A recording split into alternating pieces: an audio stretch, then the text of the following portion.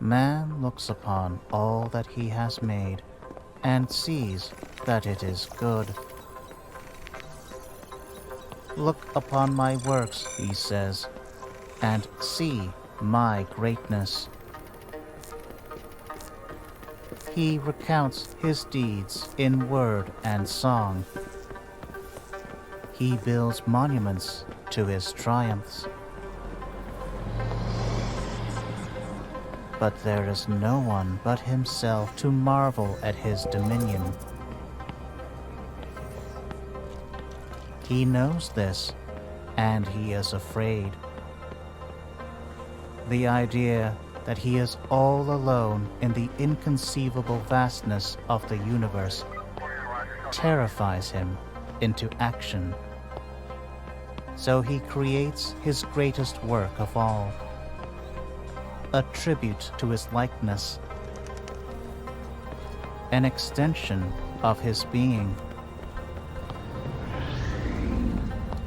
a witness to the brilliance of its master, and the executor of his commands. But man's greatest work of all does not see brilliance. It sees only corruption, vanity, hubris.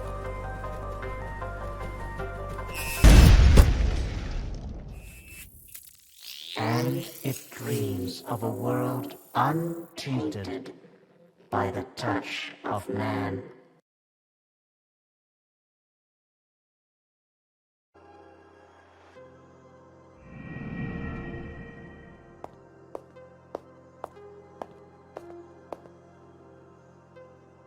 It's a start.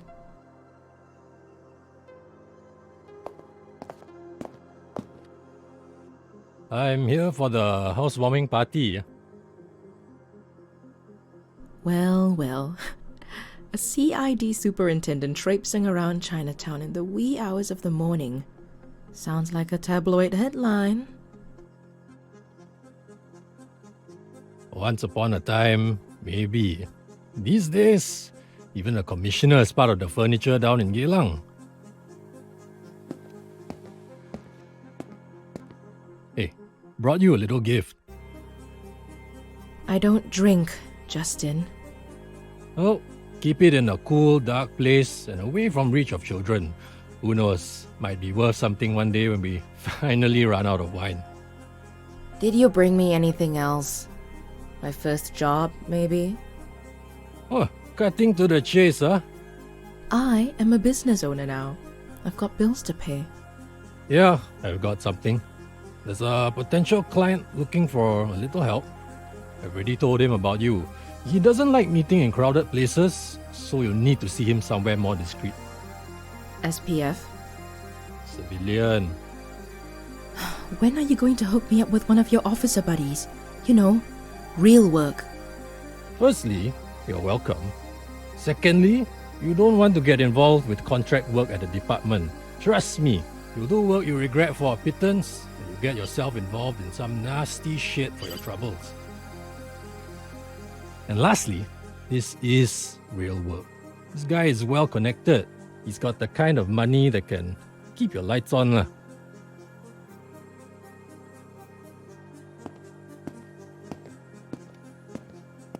You know, you can always just come back. The force is in bad need of people with your talents. No. My days as a cop are over. Oh, no harm in asking. Alright, my guy will send you a message soon. Keep him happy. Might actually stay in business for a while. Hey, thanks. I owe you one. Take care, Dharma. Stay safe out there.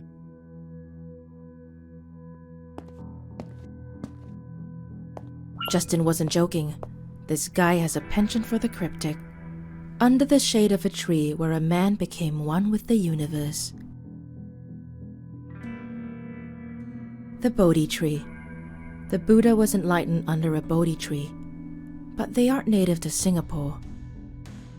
Although, that doesn't mean there aren't any. Not a lot of places where exotic plant life can be found in the city. So that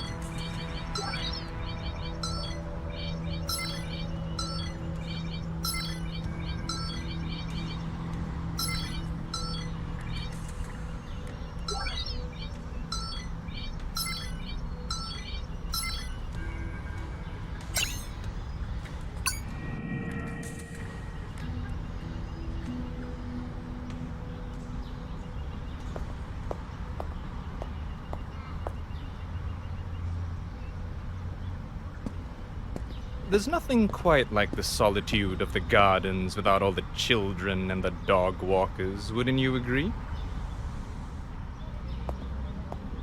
I wouldn't know. I've never broken into the gardens at midnight before. I'm sorry, but I had to do it, on purpose. I only work with people that show the kind of resourcefulness that you just did. Please, call me Rupert. I work for a special group of people with a wide range of interests. We value our privacy, so whenever we need some legwork done, we outsource. And I assure you, it pays well. I like the sound of that. I just have to say right off the bat that I'm an investigator, not a thug. So I don't do dirty work. Oh, Miss Dharma, I'm not looking for a thug. I'm here to ask you to get to the bottom of things, not to inflict violence or coerce. Having said that, were you to choose to use those methods to obtain what you seek, I won't stop you. One of our own is in need of some assistance. He is the majority owner of an insurance firm, offices in 15 countries. The financial controller, a man named Philip Ung, has disappeared, along with millions of dollars from the company's coffers. A contractor managed to hack into Mr. Ung's phone, and of particular interest is a message received from an unknown source. It reads, "Of all men's miseries, the bitterest is this, to know so much and to have control over nothing." Huh. That's some cloak and dagger stuff. Indeed. The last known location of the phone before going silent was the National Library. I'm no genius, but I can safely assume the message is meant to lead to a book or an article or something. You're probably right. I'll get on it and keep you posted. Yes, that'd be nice. Although, you won't need to. We'll know where you are. Most of the time. I'd usually find that creepy. But knowing that I'm dealing with a secret society of Singapore's upper nobility kinda dulls the edge. Resourceful and funny. I like you already. Good luck.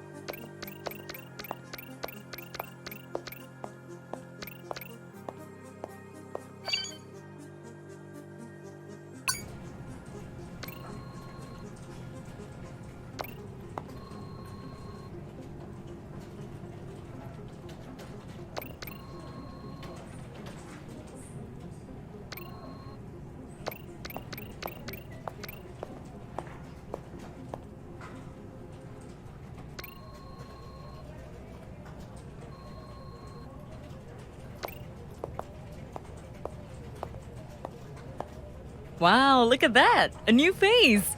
You here for the free Wi-Fi? I'm looking for a book. Ha! Sure you are. Oh, you're serious? Sorry, it's just that we don't get many visitors looking for books these days. Or these years. Which one are you looking for? I'm looking for The Histories by Herodotus. Goodness, Herodotus. Okay, follow me.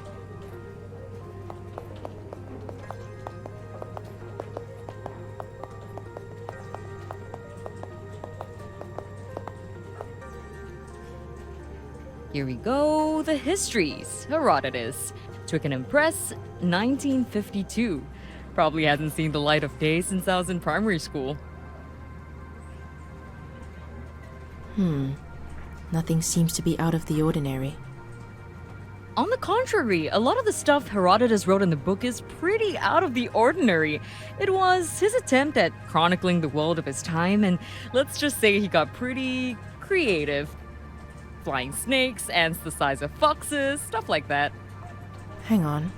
Some parts of these pages have been underlined. Ugh, yeah, some people like to do that. No, there's something strange about this one. Some of the pages have a single letter underlined. A telltale sign of a cipher. This is a clue. Clue? Look, I'm trying to track down the last person who used this book.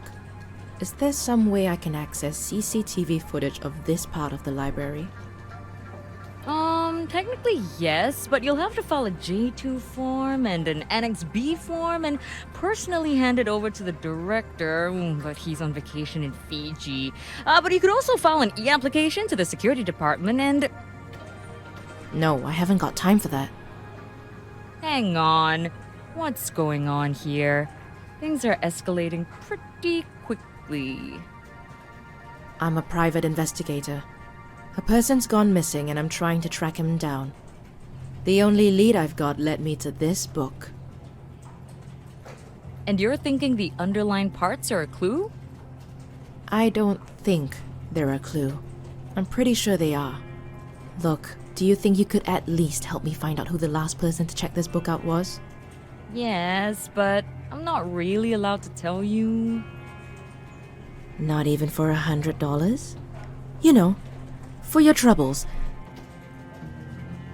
And of course, there's the priceless sense of accomplishment that comes with helping solve a case. So this is what it's come to. I mean, politicians getting bribed is sort of the norm now. But librarians... Ooh. I'm sorry. You're right. That was a stupid idea. Look, Tell you what, 300 and you got yourself a deal. Being a librarian doesn't exactly pay great, and times like these, you gotta look out for number one, you know? Oh, 300 it is, I guess. Okay. Says here the book was checked out about 83 hours ago by a Genevieve Go. Address? Well, now we're really breaking the law, aren't we? Let's get real. The law is out of service until further notice. If this person's going to be found, we'll have to work around it. Well, let's see. 42 Bidok North Avenue, Unit 12, 4081. Perfect. Hey, thanks. I appreciate it. Listen, I'm gonna have a look at the book. Maybe I can make sense of the clue. That would be extremely helpful. Ooh, does this technically make me a private eye now? Yeah, you could say that. Ah, that's nuts! Okay, I'll let you know if I make a breakthrough.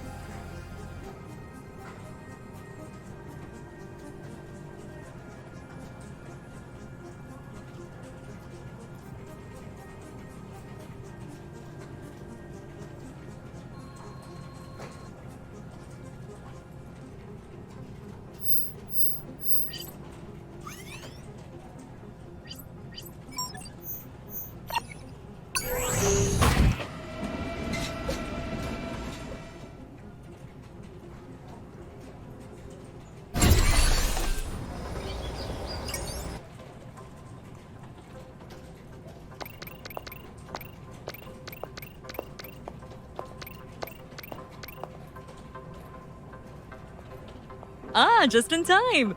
It appears the book is a key to cracking some secret message. The highlighted letters and the page numbers are linked, and they probably correspond to an encoded message.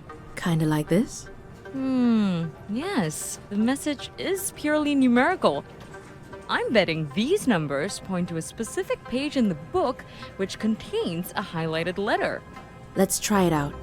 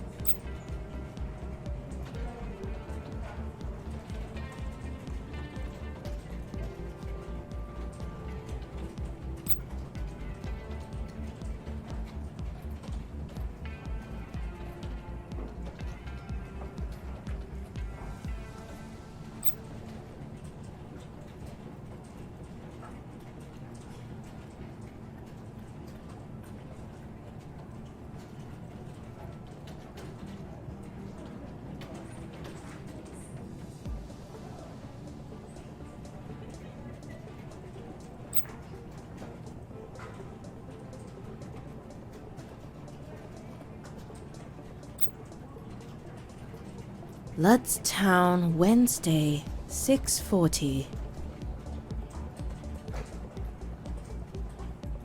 A meeting place and a time. Bloodstown. Never heard of it.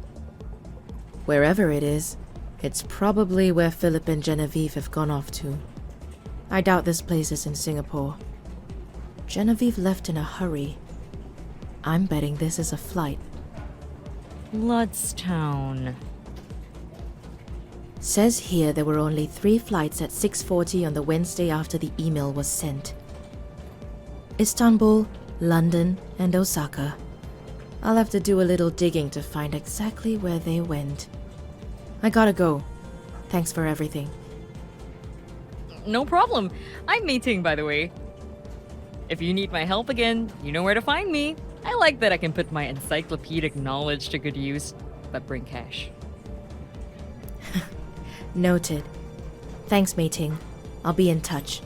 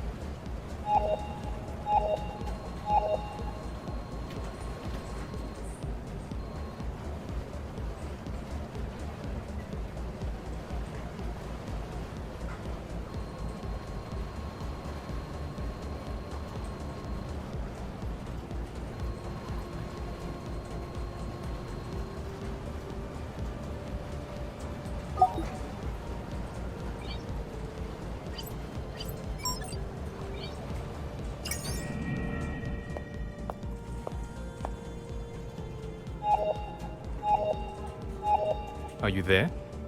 Yeah, just outside the apartment. Listen, cornered snakes tend to strike in furious desperation. Be careful, just in case. Thanks. Don't worry. There's always a diplomatic solution to every problem. Mr. Ng, I'm Amira Dharma from Singapore. I've been sent to ask you a few questions. Can I have a few minutes? Looks like the diplomatic solution isn't going to work today.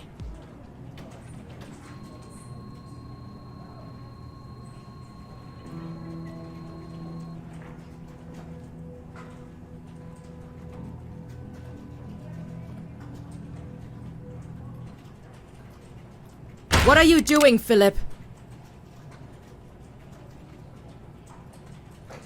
It's done! I'm done! I'm not going back! Yes, you are. So is Genevieve. Alive. Put the gun down. I'm done! I've done what I was told, and I'm gonna live with it! Even if it means we have to die.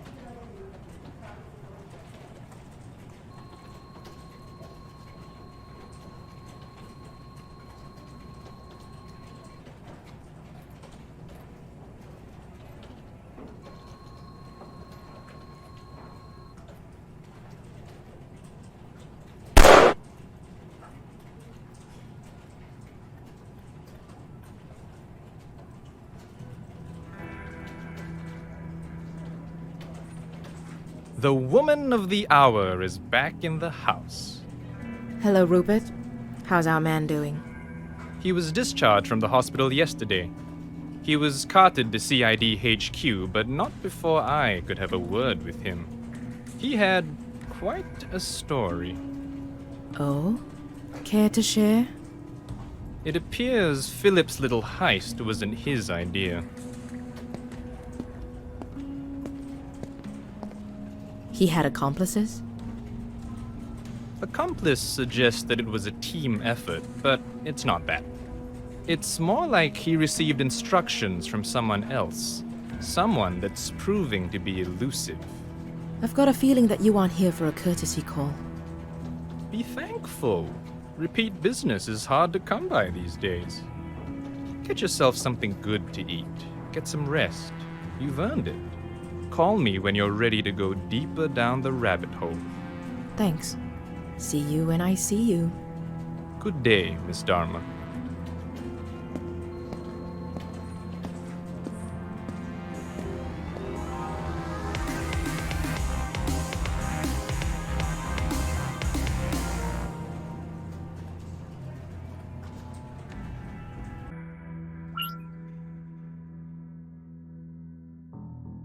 God, what a shithole. The things I do for some people.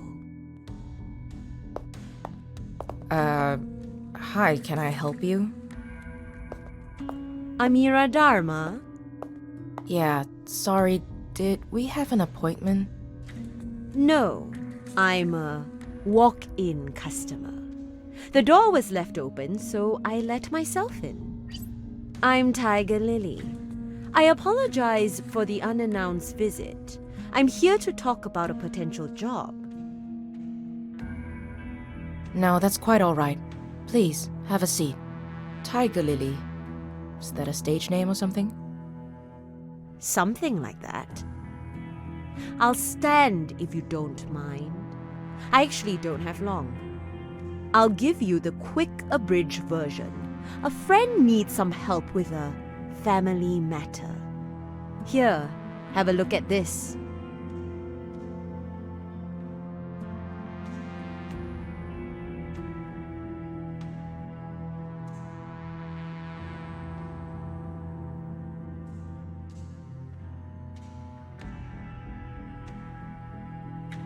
Nice looking stamp. Sure, if you're into that kind of thing. My friend needs someone to return this stamp to the place of its origin. No questions asked. Oh, but I've got so many questions. I'm sure you do. My friend is willing to pay $8,000 for the return of this stamp. No questions asked. We will, of course, require some official acknowledgement that it has ended up in the hands of the right people. An email from a government official or museum will do. Okay, so you need me to figure out where this stamp came from, travel all the way there, and return it to anyone willing to take it. Seems fishy. Why doesn't your friend just hire a stamp collector to figure it out and send it to wherever it needs to go via courier? This needs to be done with the utmost confidentiality. It needs to be done in person, and it needs to arrive where it needs to safely and securely. If you want a long career in private investigation, you better get used to unusual requests like these. Okay, I'm sure I can work it out.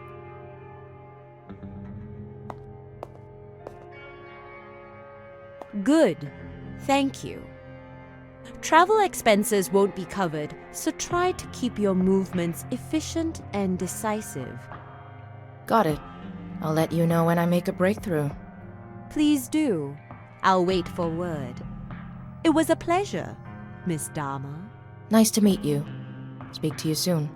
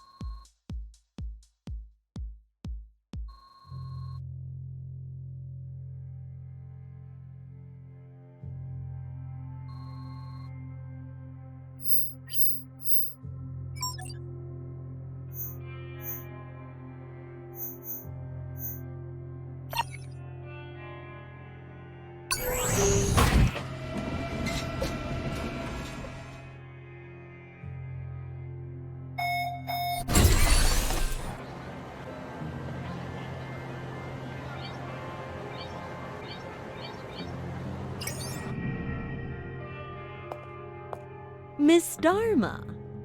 Lily, hope it's not a bad time. It's the perfect time. Please come in. Welcome to my little kingdom. This is Lucas Yo, the former owner of the stamp you brought back to Turkey. Pleasure to finally meet you, Miss Dharma. That was great work. Pleasure's mine, Mr. Yo. Of the revered Yo family, if I'm not mistaken. Revered is a word best suited for those deserving of it. I prefer the word infamous. But legions would disagree, as I'm sure you're well aware of. The Temple of the Self has hundreds of thousands of devoted followers, but Lucas here seems to think it's all a sham. The temple has been racked with controversy for years, if I may speak frankly. Speak as truthfully as you wish. You'd be a holier person than any of my kin for doing so. As you probably already know, the most holy father of the temple, who also happens to be my biological father, has passed away. I have inherited wealth of no small consequence. Wealth I want nothing to do with. That includes a valuable stamp collection that my father amassed through the decades. I have decided to salvage a little decency for my own family by donating them back to their places of origin. The Ottoman stamp was just one of many, and I'm hoping you can help me get rid of a few more. I would be happy to be of service. It's just... well, I suppose I don't completely understand why. I'm sure some of those stamps could be worth a pretty penny. Tempting, isn't it? You could sell one or two of the stamps to a collector for the same amount of money you would probably earn in a good year. But let me remind you that you would be profiting from a lie. In my opinion, the worst lie of them all. A promise of salvation that can never be kept. You don't know the trail of destruction the temple leaves in its wake, Miss Dharma. Point taken. Well, let's take a look at those stamps then.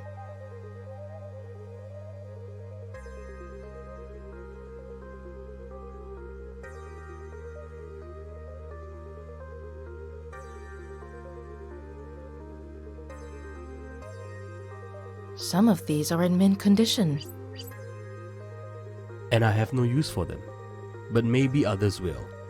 Please get them to where they'll be better appreciated. I'll get to work. Do I still get a bonus for finding out which city the used ones were sent from? Yes, you'll get something extra for putting in more work. Good luck. Call me when you've got updates.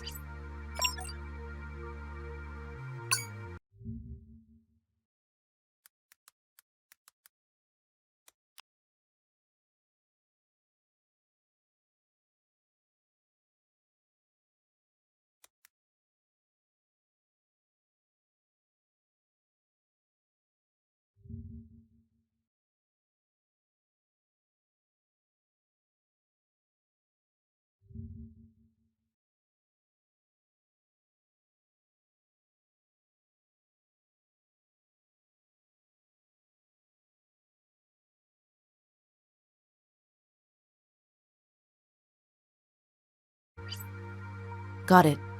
It was nice meeting you, Lucas.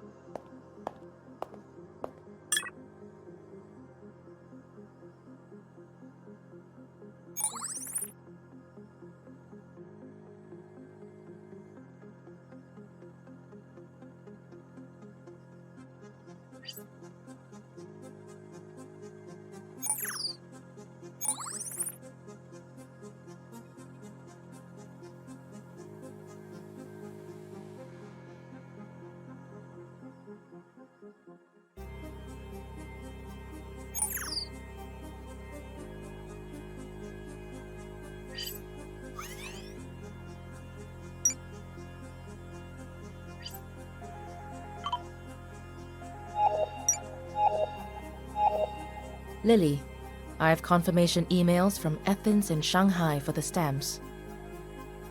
Excellent. I'm sure Lucas will be quite pleased. Your payment will be transferred shortly. Great work. Glad to be of service. Thanks for using Chinatown Detective Agency. Well, Chinatown Detective Agency could certainly be of more help to me. Do drop by whenever you can. Lucas's grievances with the temple and his family are becoming more complicated. Sounds good. I'll be over when I can. Thank you, Amira. Good to know there are still a few good, reliable people in this city. They're there if you look. Speak soon.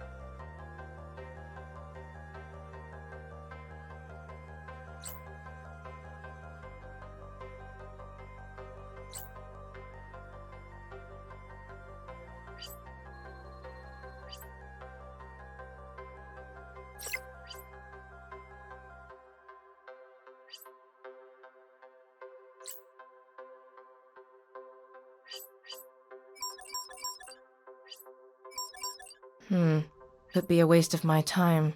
Let's see what this Dr. Pan...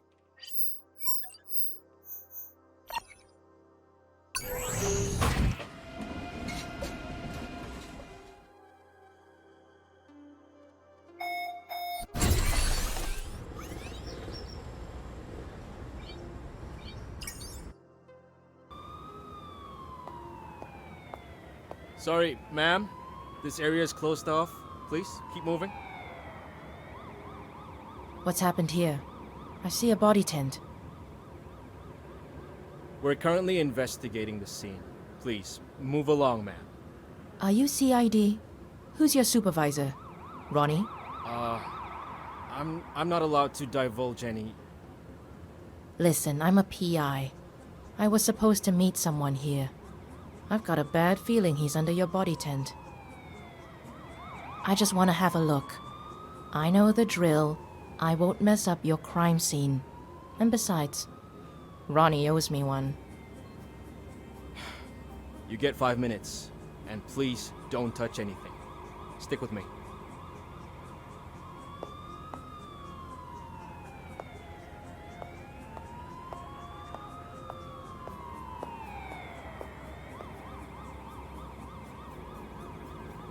Cause of death? Looks like multiple stab wounds to the abdomen. A passerby heard him call for help and called the police in. He was dead when they got here. The passerby is on her way to the station. Do we have ID on the victim? I'm afraid that's confidential until we release the information publicly. Was his last name Pan?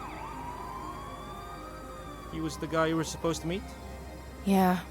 He got in touch, wanted to speak with me. He was a potential client. Carl Pan, according to his identity card. Worked at National Water. Could I have a look at his smart device? Tell you what, come with us to the station, give a statement. And I'll let you view the device, but under supervision. Fair trade. Let's go.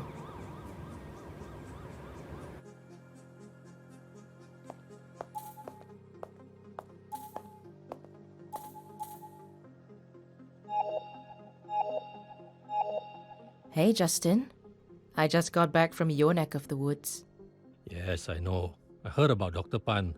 These jokers are moving too slow. They've dispatched one investigator to interview his family and colleagues. One investigator for potentially scores of people.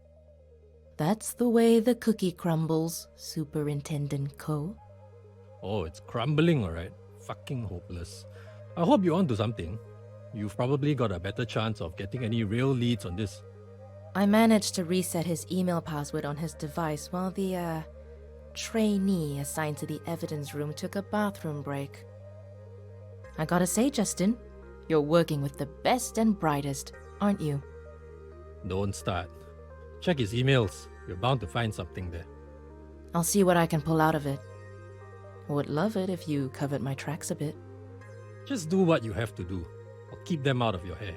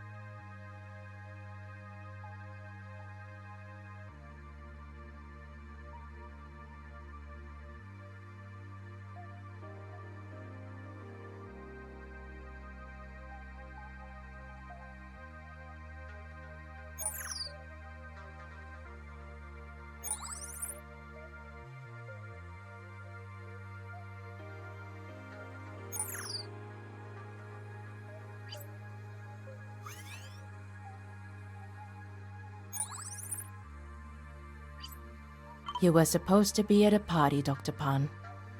Terribly unfortunate you won't be able to attend.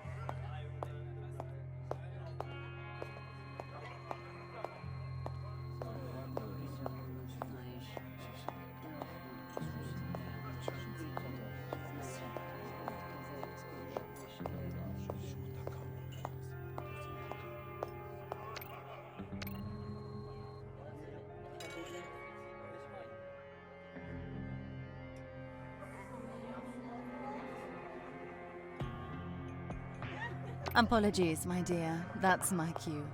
Let's talk later.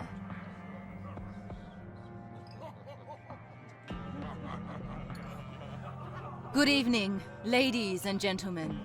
Welcome to my humble abode. Thank you for joining us on this marvelous occasion. It is my pleasure to introduce to you the future of water consumption in Singapore. I'm sure you all agree with us that in life, you should get what you pay for. And why should water be any different? Tonight we are officially unveiling Crystal Clear, the water of the future. I see many of you are already enjoying this feat of product design. Purified water fortified with nutrients and flecked with microscopic gold, for that added sense of luxury. National Water will be introducing Crystal Clear as a subscription plan, which should roll out to the public in a couple of weeks. And for tonight only, help yourself to as much as your heart desires, and sign up to the Gold Plan at a special employee discount. Cheers, and enjoy the evening.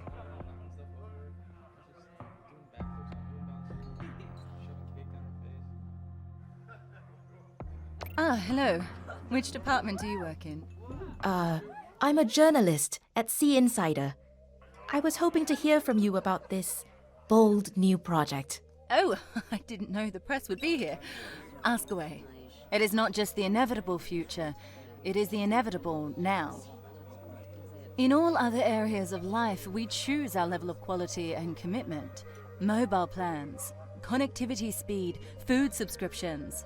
Water was just the next logical step. There was worry that it was using a public service to deliver a good that only few could afford. But I mean, it's not a crime to give the market what they want, is it? National Water needs to stay profitable, and if that means giving the upper class better products and services, then that's where we would pivot towards. National Water is not a charity, after all. We have shareholders. Carl, does he work for me? I can't be expected to keep track of the thousands of employees. I'm a visionary, not a robot. Surely someone with vision would notice something like this happen. Are you suggesting that I'm lying? Listen, I don't know who this Carl is, but you're not the first person to accuse me of doing what's necessary to pull this company out of the abyss. Sure, I didn't get to the top without shaking a few branches, but that doesn't make me guilty of anything but success. I'm at the top of my game. Why would I be involved in something like this and mess all that up? I don't think I like where this interview is going. I give you no permission to publish anything we just spoke about, unless you want to hear from our little legion of lawyers. Enjoy your evening.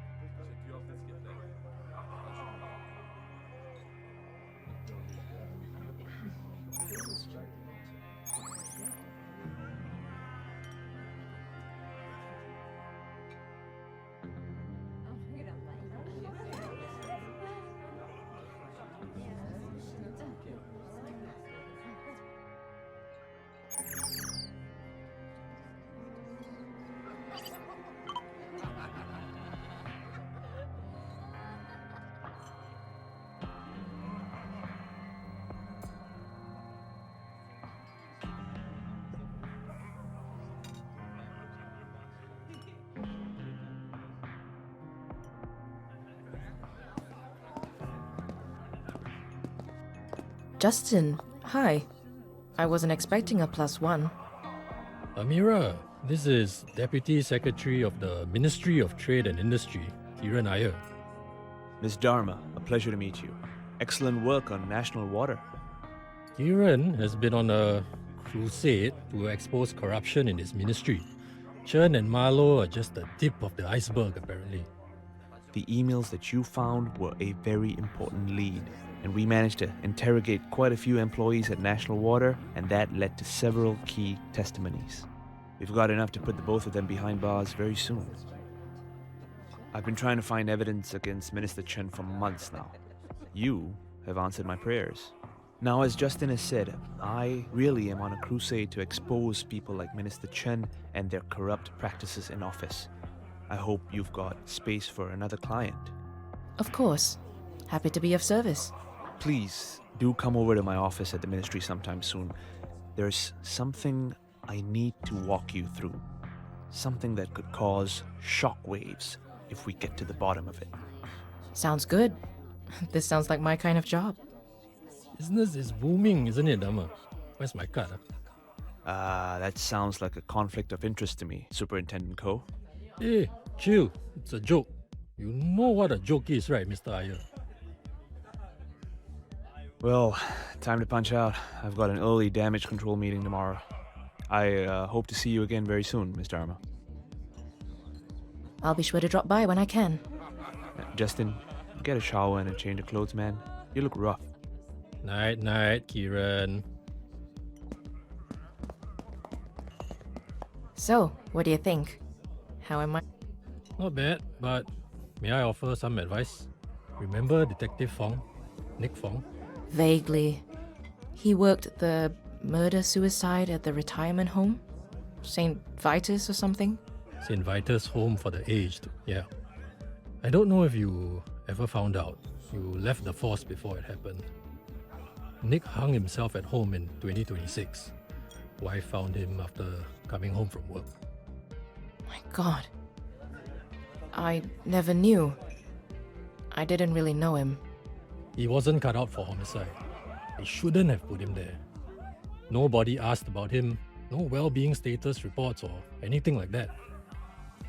The St. Vitus case was one thing. Then he had to do a couple of other tough ones. One didn't even land a conviction. The guy was never charged. Rich kid.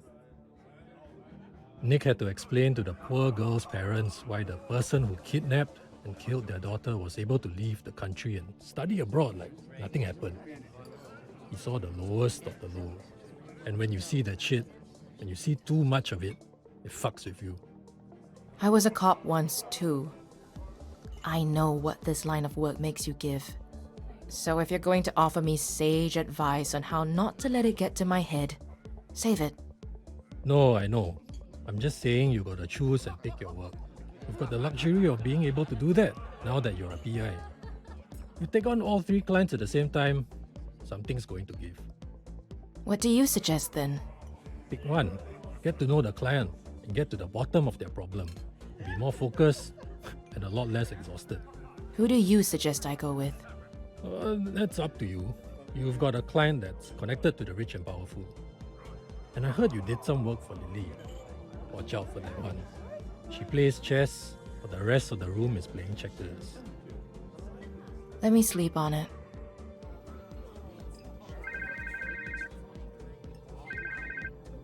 Yeah. I'm coming.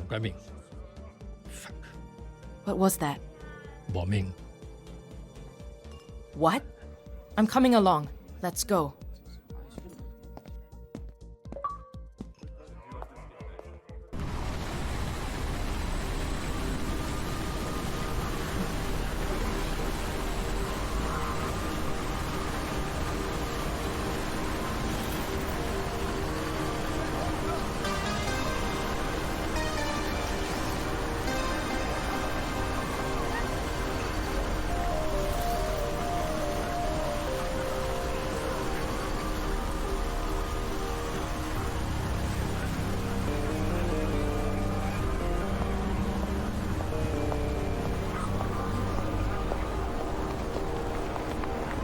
Riz, what's going on? Hang on, sir. Civil is trying to contain the fire. Unconfirmed number of fatalities and injuries. When did it happen? Around 8:30. There's a team compiling surveillance footage now. Justin. We're going to need ambulances. Call for extra. Where is... Hey, Justin! What? Look at this.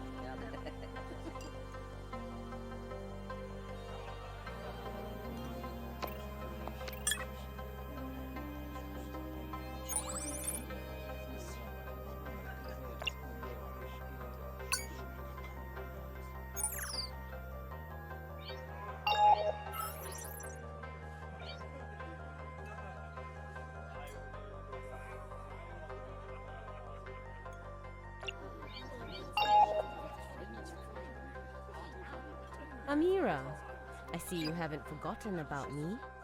How are you? Listen, why don't you come over? I'll let you know how and where we go from here.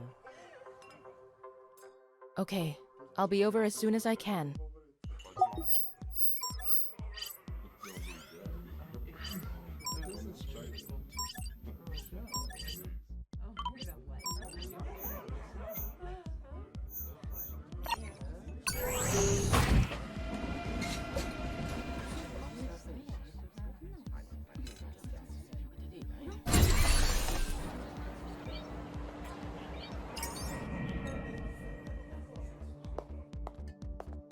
Amira, thank you for coming.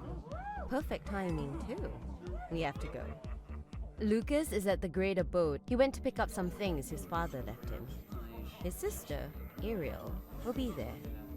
She's most likely the successor to her father as the head of the temple. She and Lucas don't get along. It'll be sensational. Let's go. Oh dear. Okay, lead the way.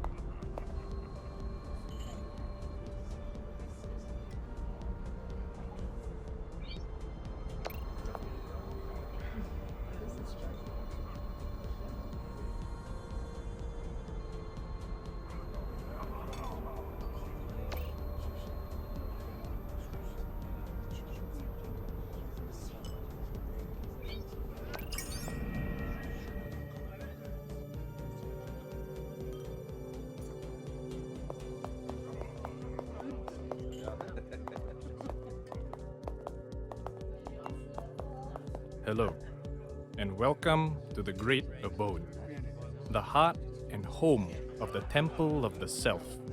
Here, all are welcome. No matter your race, creed, past faults and imperfections, you are all my brothers and sisters. If you would like to learn more about the Temple of the Self and how we can help you find meaning in your existence, please approach our welcome desk at any time, 24 hours a day. If you would like to book a learning session, you may approach the events terminals. Or if you'd simply like to take a look around, please feel free to do so. This is your home too. Thank you for coming. Bless you. May the Creator keep you and shine His light everlasting upon you. And may you find peace. Easy for you to say. You've got an eternity of peace to look forward to. As for your progeny, well, let's see for ourselves. Let's keep going.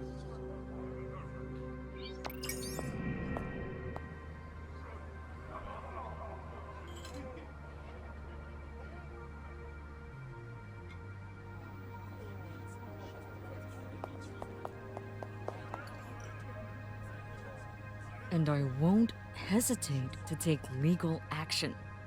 Legal action for what? I'm here to collect what is rightfully mine. As per our father's will, The trinkets might be yours, but this entire temple and its premises is private property. My property, to be exact. And you can't just walk in here unannounced.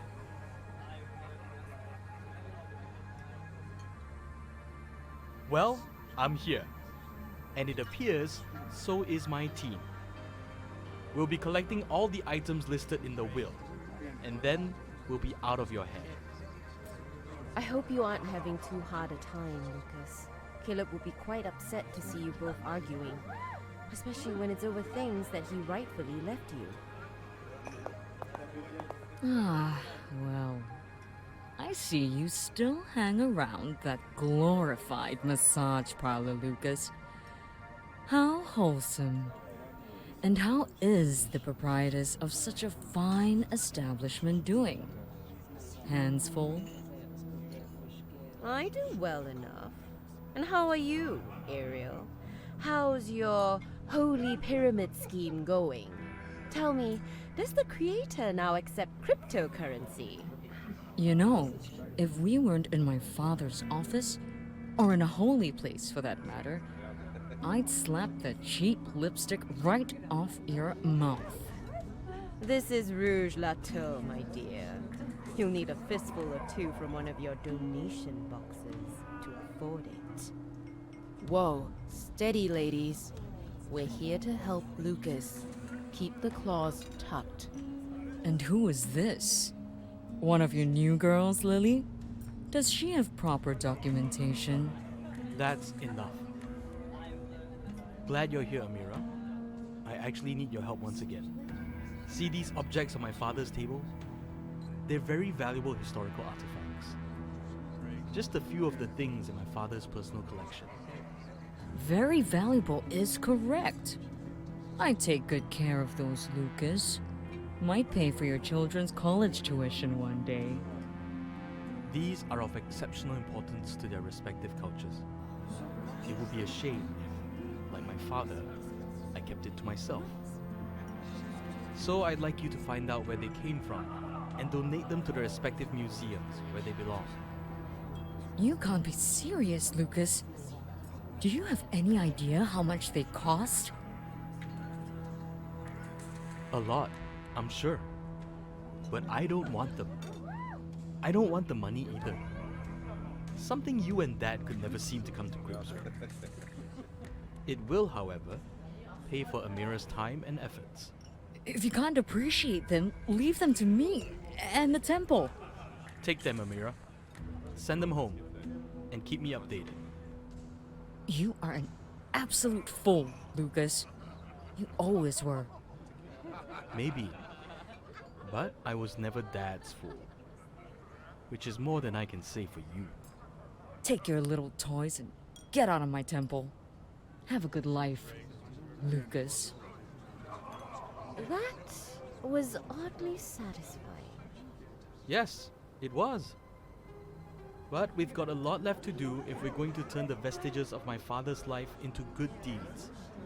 Real good deeds. Amira, the items are yours. Please, try not to take too long. You'll get paid for every item delivered, but please be done in a week's time. Thank you. I'll give Lily a call once I've made headway.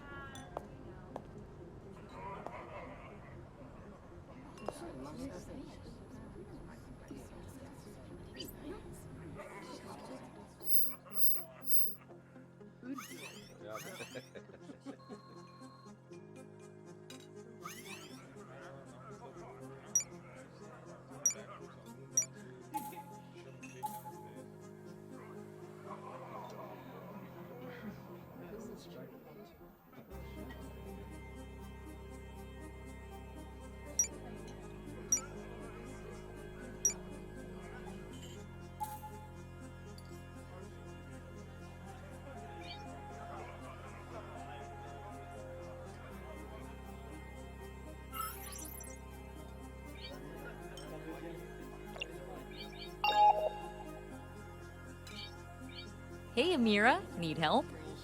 Now more than ever. I've got a bunch of really old artifacts I need to return. I'm sending you some pictures. Have a look. Wow, these are awesome. So what's next?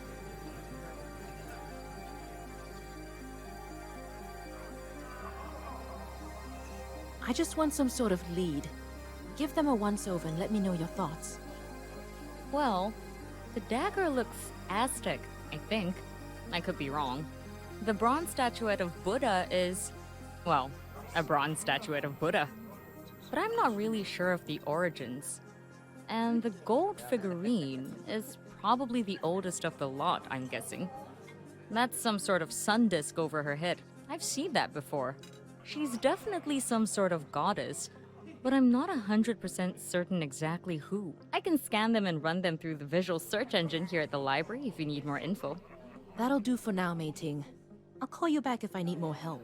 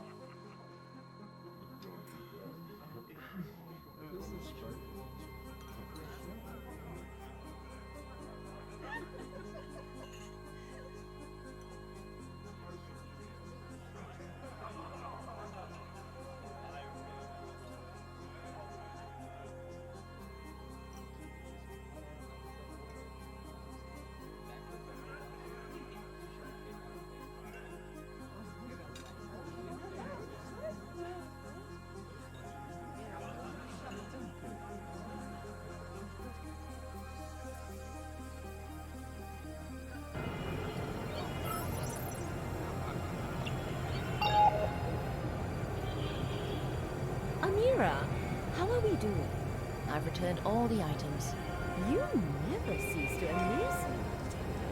I'm sending you the money along with a bonus from Lucas. Appreciate it. I traveled from one corner of the world to another, you know. I'm sure. Great work. Wait for my call. I'm sure we'll hear back from Lucas soon. Thanks, Lily. I'll be waiting on you.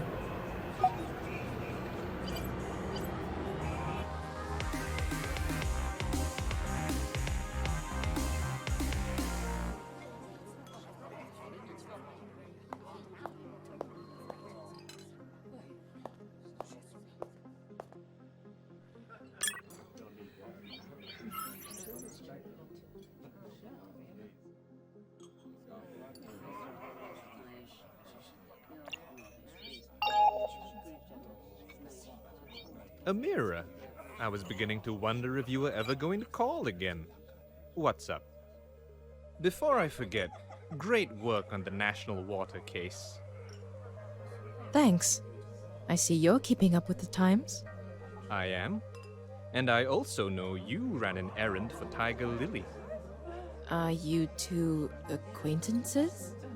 I keep to my neck of the woods and she to hers. It's an unwritten agreement that not only ensures both our longevities, but also keeps things civil. I like to avoid awkward greetings at events we both attend. You know what I mean? Anyway, listen.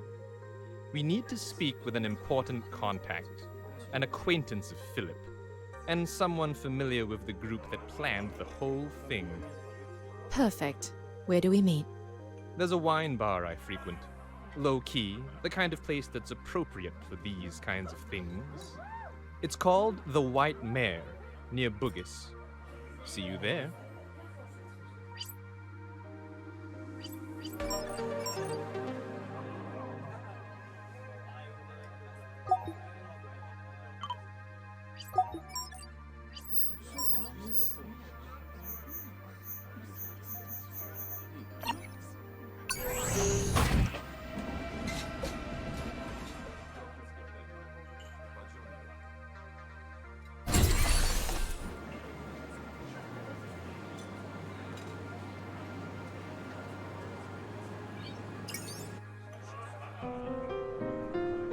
Amira, over here.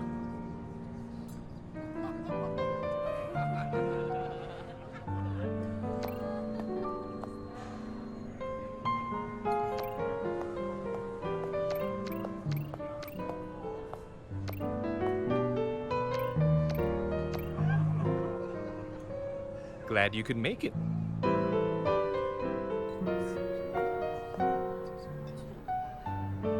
This is Lawrence. He and Philip were both involved with our shadowy group. Lawrence, hi. I understand. Did you know Philip well?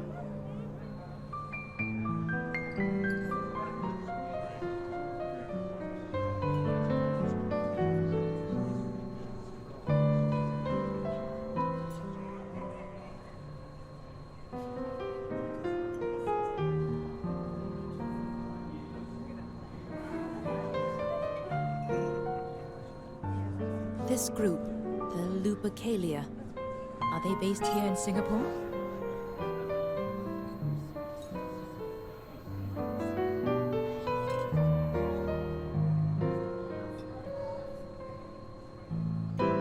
What kind of challenge?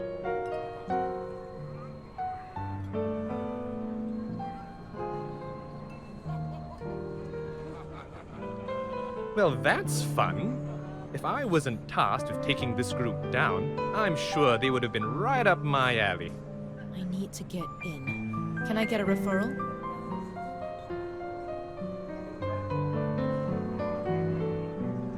In a word, yes. Help us out, and I'll make sure we've got people watching your back.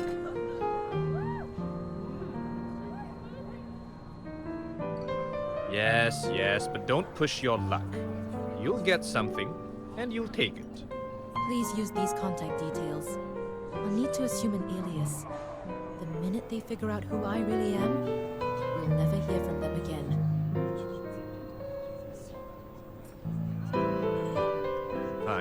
keep me in the loop.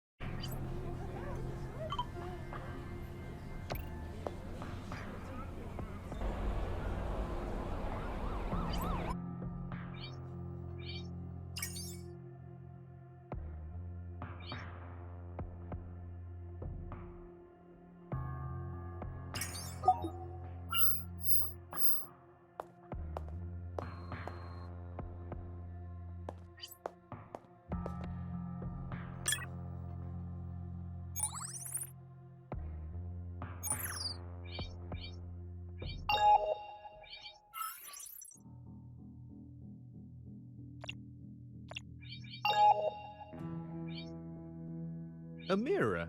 I was beginning to wonder. Anyway. Perfect. It's called.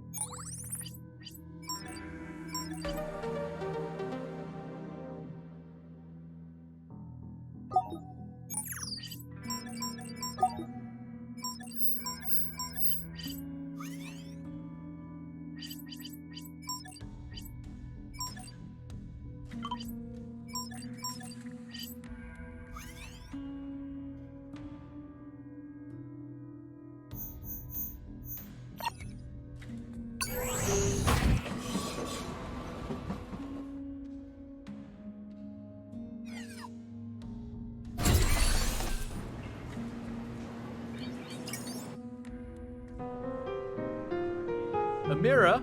Oh.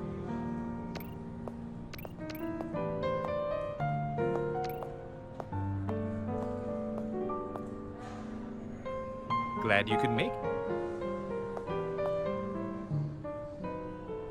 This. Lawrence, I understand. This. What? Well, I that. need. You know. Yes. Please, you. Fine.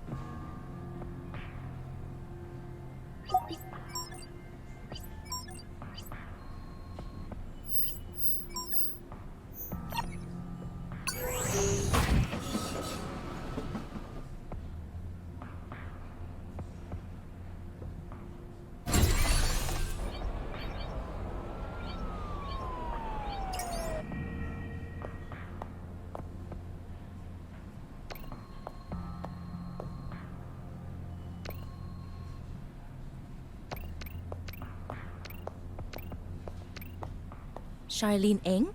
I'm at a disadvantage. You are? Ari, a recruiter and servant of the great cause we call the Lupercalia. Tell me something. You know nothing about us. Why did you choose to reach out? I don't know. I guess I needed a great cause, as I know exactly what you mean. A higher calling gives meaning to our lives, distracts us from the fires burning all around. I won't mince words. The Lupercalia does things authorities would undoubtedly deem criminal. But our purpose is pure. The restoration of heritage and the return of powerful objects of culture and identity back to the people they belong to. I don't follow. We're thieves with an important agenda, Amira. We steal from the rich to give back to the downtrodden. But I'm not just talking about money. Our main purpose for being is to steal the most priceless historical artifacts and works of art from private collectors all over the world. Then, we return them to their rightful homes. An international thief syndicate. Yes, I suppose. Would you like to talk about it in greater detail in a more accommodating setting? Yes, I'm eager to learn more. Good. An associate will get in touch soon. He'll arrange a meeting and fill you in on the next steps. Excellent work, by the way. I hope you'll eventually join us, Miss Eng.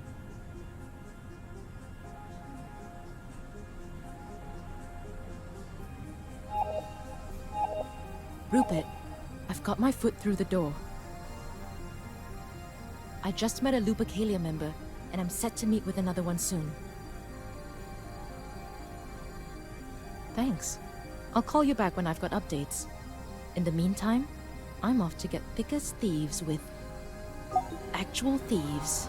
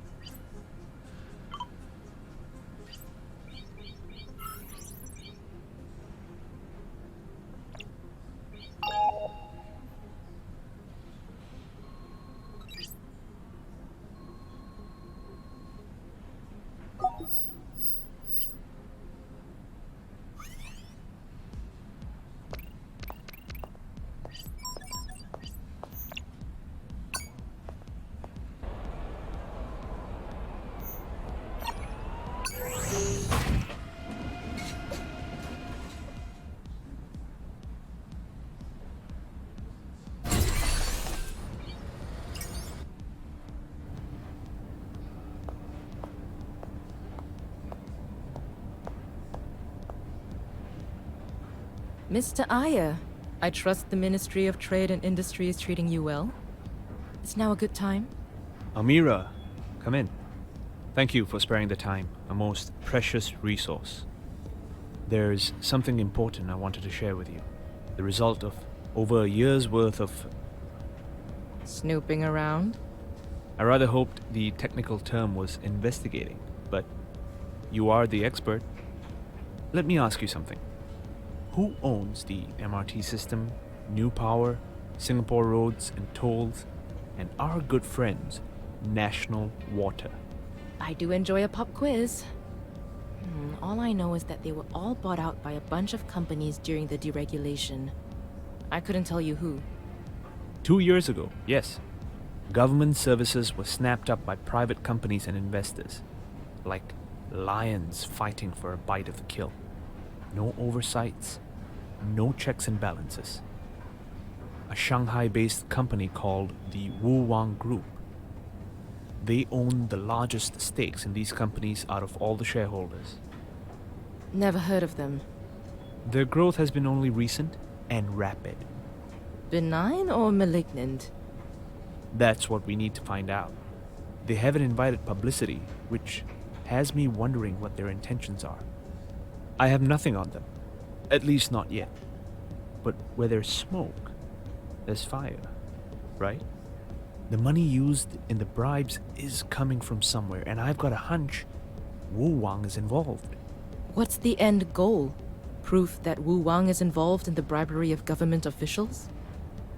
Ultimately, yes. Exposing Wu Wang's link to the scandals is a step in the right direction. Okay. Where do we start? What have your investigations dug up? I've got a list of people that I think know something. One of them works at the Transportation Authority. His name is Gilbert Ma, middle management type. I don't want to spook him. You want to catch the prey? You've got to think like the lion. Let's send him a little gift.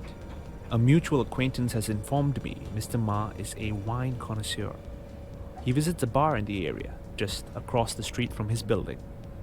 Perhaps you can convince the barman to point you in the right direction? All right, I'll start with the bar. If I unearth anything new, I'll keep you updated.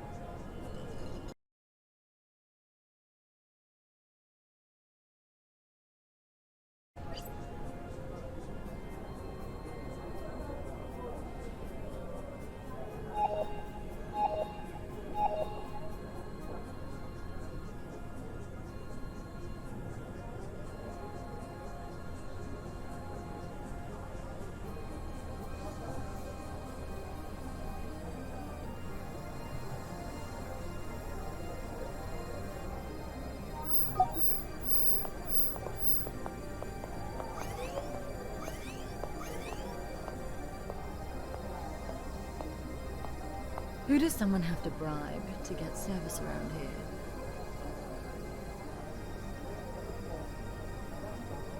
Laetitia? Laetitia, ex-CEO of National Water? Is that you? I'm fairly certain that is not my full name. You're meant to be behind bars, not in one. Very good, Amira. What can I say? I have friends in strategic places.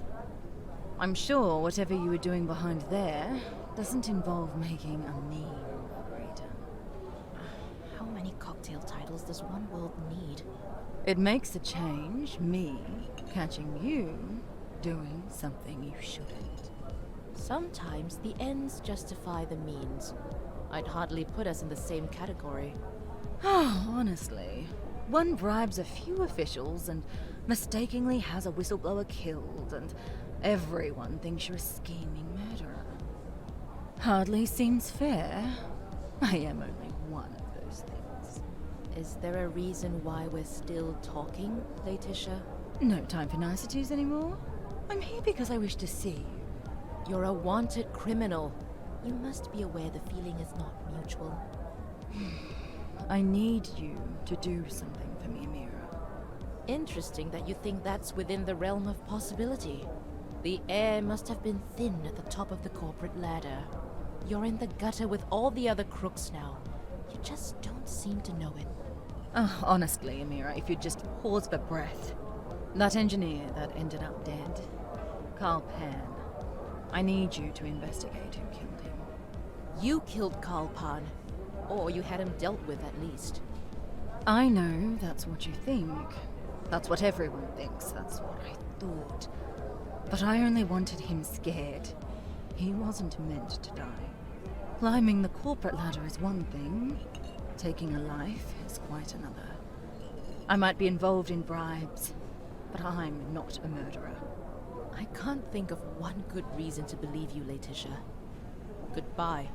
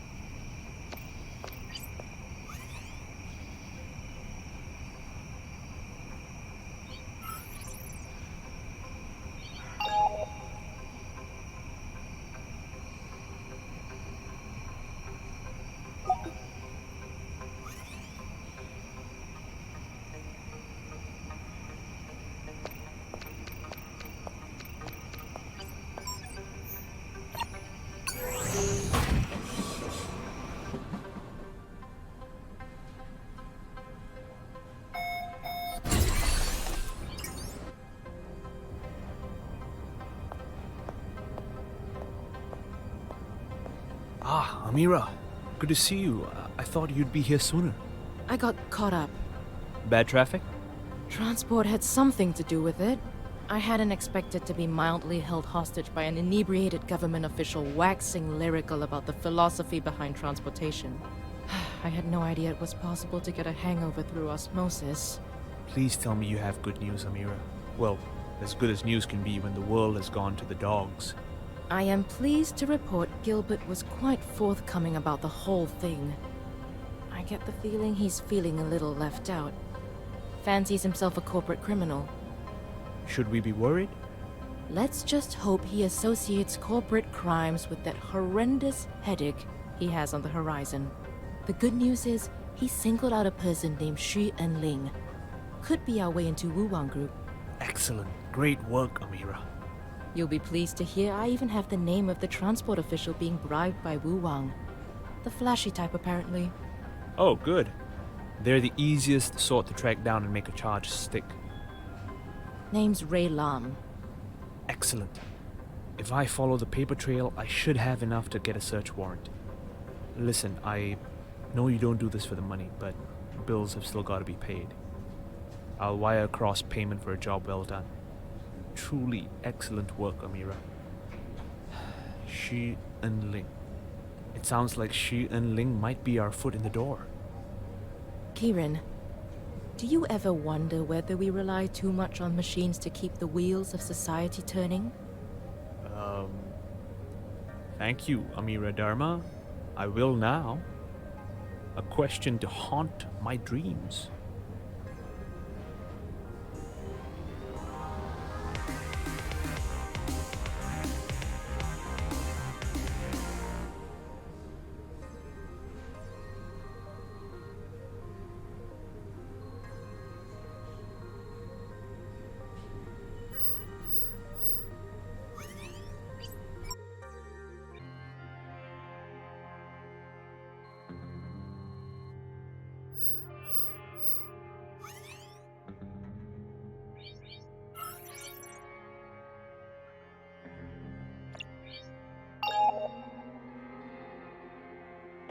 Hello again, Amira. Well, working with me is the only logical choice, really. Good business decision. Glad to know I made the right call. The Yo family is on the brink of a serious feud. Makes for a great case. Yes, their misery could certainly be profitable for the both of us.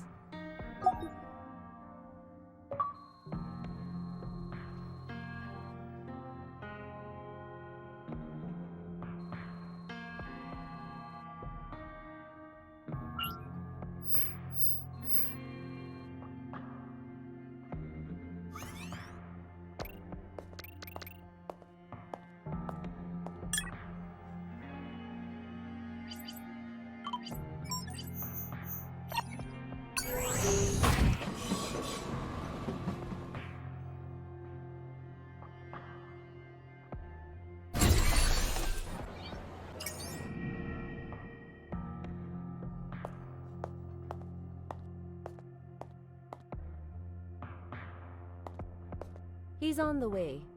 Thank you for coming. No problem. He's lucky to have a friend like you, you know, helping him out with the whole situation. I know what you're thinking, Amira. He's a gentleman and a decent human being, by most people's standards, I suppose. But we're not romantically involved. I don't mix work and everything else. Oh, right. Then, if you don't mind me asking, why are you helping him out? Look, if Lucas wanted to be the head of the temple, he could. It's in his father's will. But, as you know, he zealously opposes everything and anything linked to his father, much to the delight of Ariel. Nevertheless, he wields great power. If only he had the desire, the reason, to use it. Okay. What's in it for you? Whatever happens, there is something for me to gain. influence, contacts, the currencies of social commerce. That type of thinking pulled me out of a life of exploitation. The world is cruel to the weak. Sorry for making you wait. Accident along the expressway. Thank you for coming. Tell me, Amira, how would you like a tour of the Temple of the Self's Great Abode? Oh?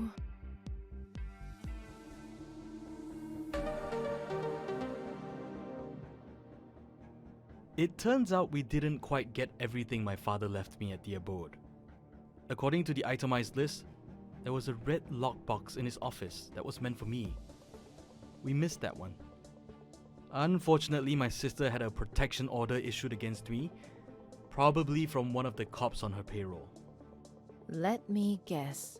She's barred you from entering the Great Abode's premises. Pretty much. Unless I've signed approval from her, which we both know is probably not going to happen. Why not just take over the church, Lucas? Even just temporarily. Have her removed from the council. We both know I'm not going to do that. I want to distance myself from the temple, not lead it. Besides, removing Ariel from the council would be near impossible without angering many of the council members. She's got them wrapped around her finger. So what's the plan? Do I walk in like a lost soul and take that tour of the premises you were mentioning? Have a little snoop around? I was hoping you would. Ariel doesn't spend too much time at the abode. She's usually gone by lunchtime. You'd have a better chance of sneaking in without her around. Got it. I'll go as soon as I can, and I'll keep you in the loop. Thank you.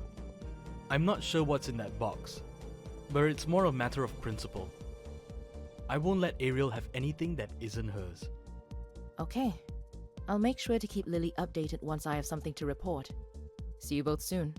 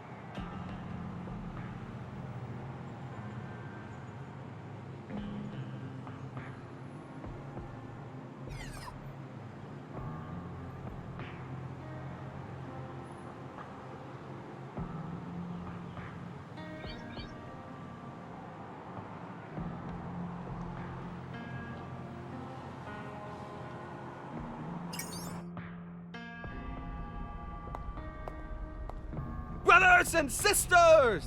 It's not too late to turn away. You are lost. You wander this world with your eyes to the ground, blind to God's beacon. And when you die, you will go straight to hell! Shun these false prophets and idols. The temple of the self is a temple of lies. Return to your Savior!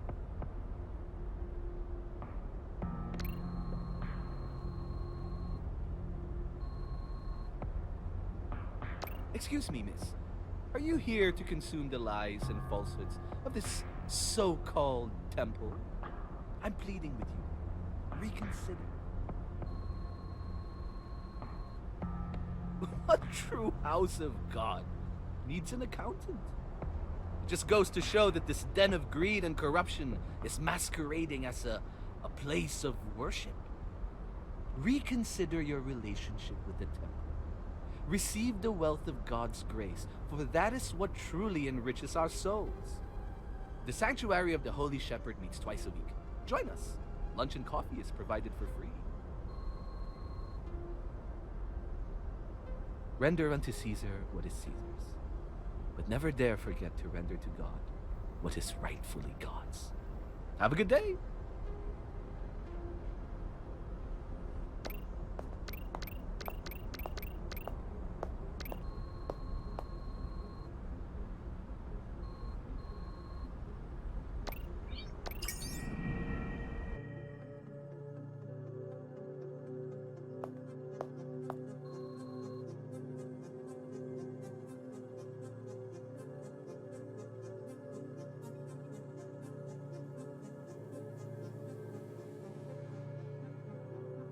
Welcome, sister.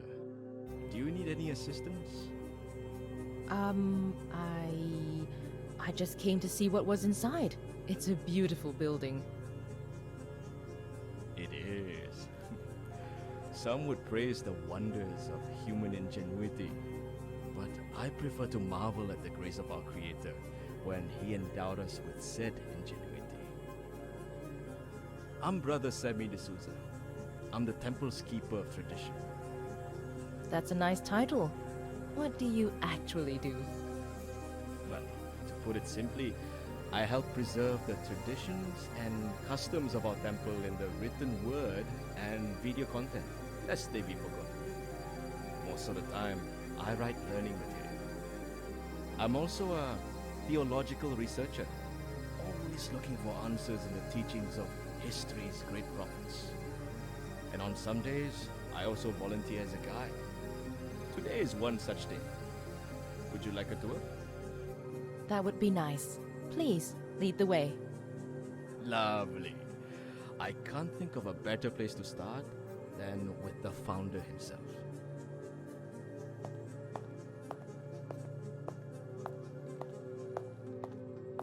As you probably already know, this is our church's founder and most revered brother, Caleb Yo. May the Creator rest his soul. Yes, I heard. May I ask how he passed? I mean, if it's not inappropriate. I've known Brother Caleb for decades. We were in the same unit during our national service years. He was an active and generally healthy man, even into his 60s. But isn't that the case with so many people? Full of vigor and life. But when the time comes for the Creator to call them into His eternal kingdom, the soul simply cannot decline. But He is still here with all of us, in His teachings and His recordings.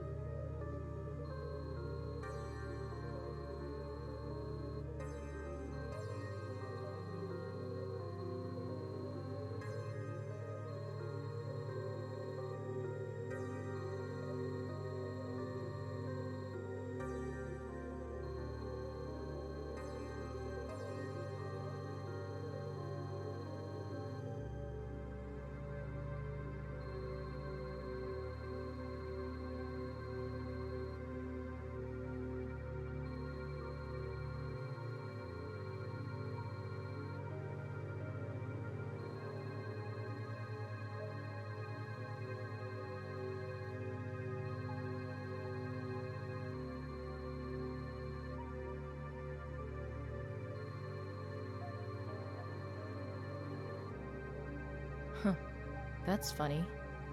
What is? I don't know, I was expecting him to be more... More like a car salesman? No, but that's not what I meant. You know how the other church leaders can be like flashy, bombastic even? I get it. Faith these days is a commodity, and many see adherence as an act of stupidity and naivety. The institutions that watch over the flocks are to be blamed, for the most part. But they don't speak for the rest of us. But aren't you one such institution yourselves? I mean this with all due respect, but the temple is one of Singapore's most profitable enterprises. Yes, it is. But Caleb never intended it to be that way. these past few years, he's delegated governance to more ambitious people. Ariel? What Caleb lacked in showmanship, his daughter possesses in spades. Front page covers, talk show interviews, sponsorships. It pains me to say it, but this wasn't what Caleb had in mind. Anyway, let's move on.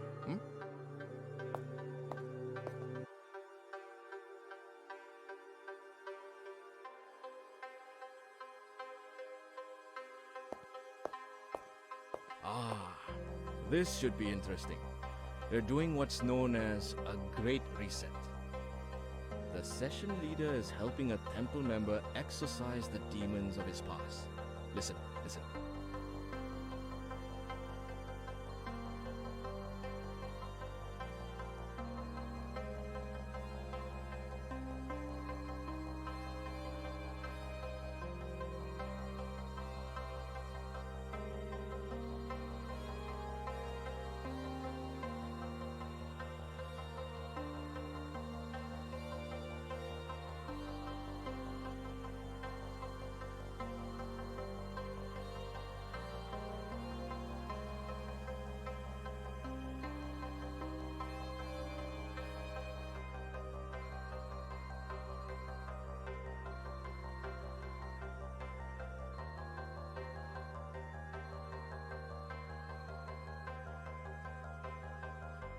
Wow, that was intense. Caleb believed that psychoanalysis was useful in meditation sessions. It helps people find the roots of their personal suffering. I've personally never tried it. Not a fan. But I suppose it has its uses. Come, let's keep going.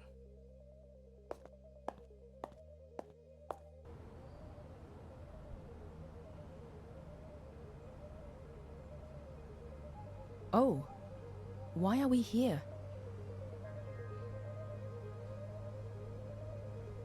It's clear from your reaction you've been here before.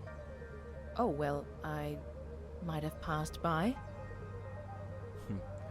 I saw you with Lucas the other day. I didn't get to hear the whole conversation with Ariel, but I do know you're here because you probably missed something. I'm thinking, is that red lockbox over there? Yes, it was included in the will, but we forgot to bring it with us when we were here. Take it. Caleb wanted Lucas to have it. Is that all right with you? Won't you get in trouble? What Ariel doesn't know won't hurt her. Besides, I don't think there's much she can do aside from giving this old goat a stern talking to. You don't get along with her, I see. I joined the temple because I believed Caleb's vision was pure. Not perfect, but I believed he really wanted to help people. I still do. I don't know if I can say the same for Ariel. She sees the temple as an instrument of power. Unfortunately, Lucas believes his father is just as guilty of that greed.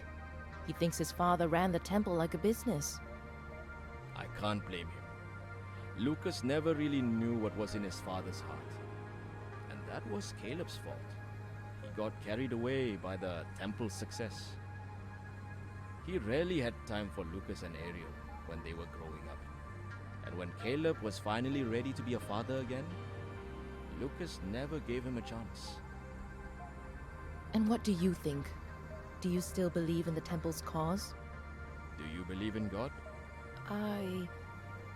I have a complicated relationship with my spirituality. Yes, I've heard that before.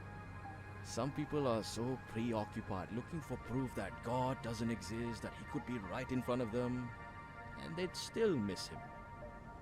I see Him in everything, in every moment. He illuminates my life with purpose, to help the lost find their way again. That is why I am here.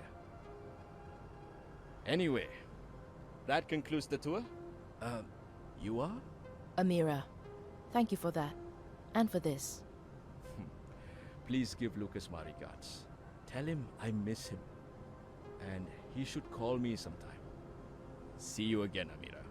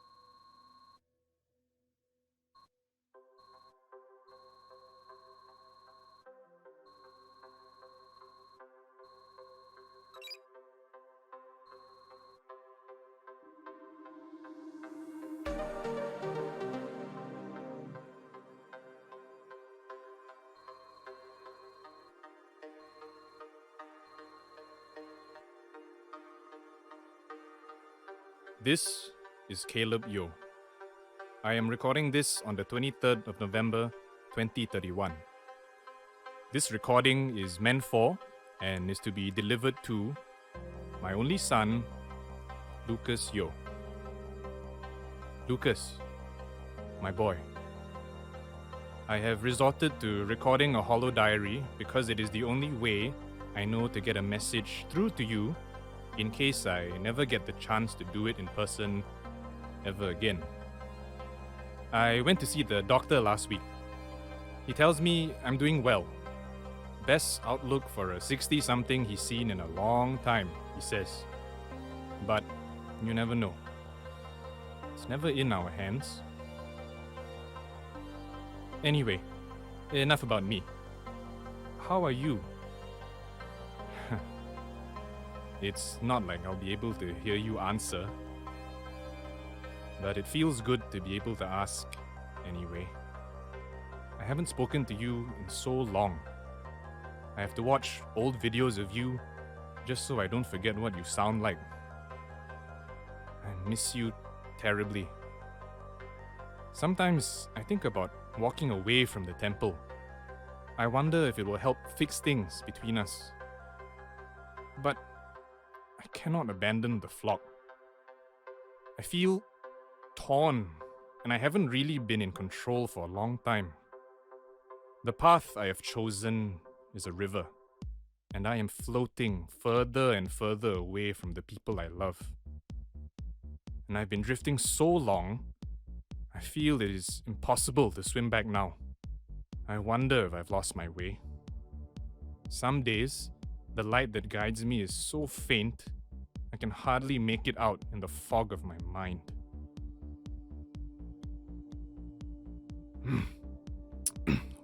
Well, that's certainly enough for one recording.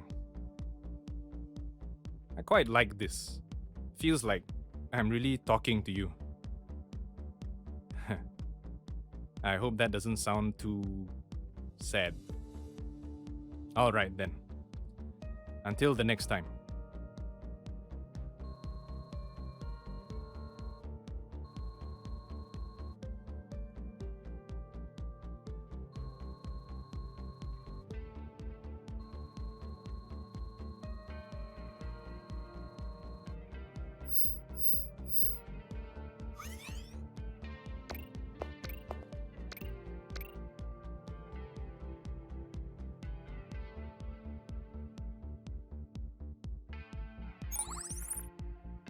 This is Caleb Yo.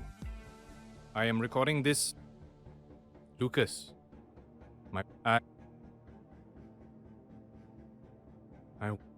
Alright.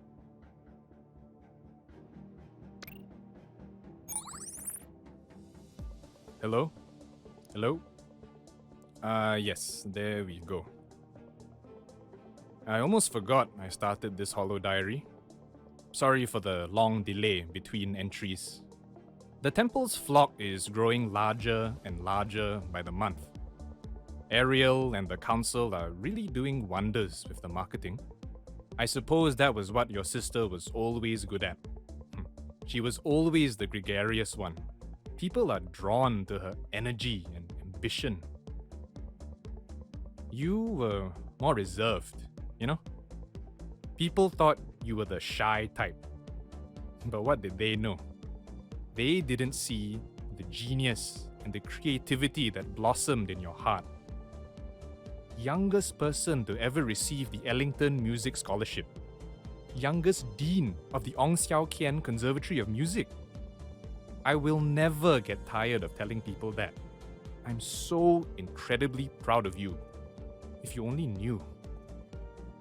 You and your sister are my true wealth. I miss the sound of you practicing at home. The house used to be filled with music. Now it's... Sometimes the silence is deafening. Empty. Anyway, here I go again. That'll do for today. Until next time.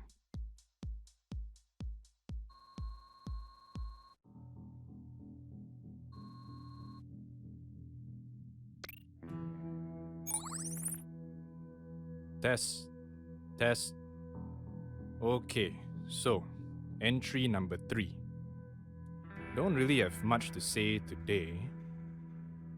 We had a really good group sharing session this morning with a new batch of temple goers. Sharing stories and frustrations and heartaches and stuff like that. It really helps form bonds between everybody. It's the part I love most about doing this. Helping people come to grips with their past. Looking to the profound teachings of the prophets for guidance.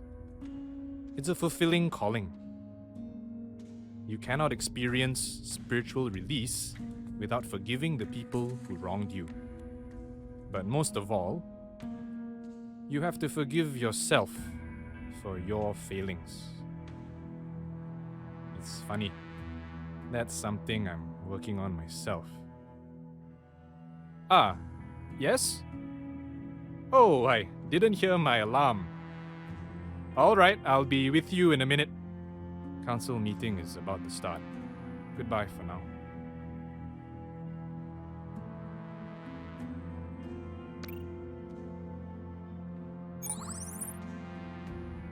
Morning. Merry Christmas. We've got a little event set up at the Grand Abode later for our temple goers. I don't know if I'm in the right state to go through with it, to be honest. You know how I get during this time of year. Never really gets any easier. I think about your mother every day. But Christmas, it's the hardest thing to do just to get out of bed. I probably spoiled so many of your Christmas mornings when you and your sister were growing up. I guess that's why I'd send you both to your Uncle Sammy's house, where it was more festive and happy, and I failed you. I felt terrible not being able to give you the kind of Christmas a parent is supposed to give his kids. No Christmas tree, no Santa, no movie marathons with cookies and hot chocolate. I just couldn't move on. Still can't.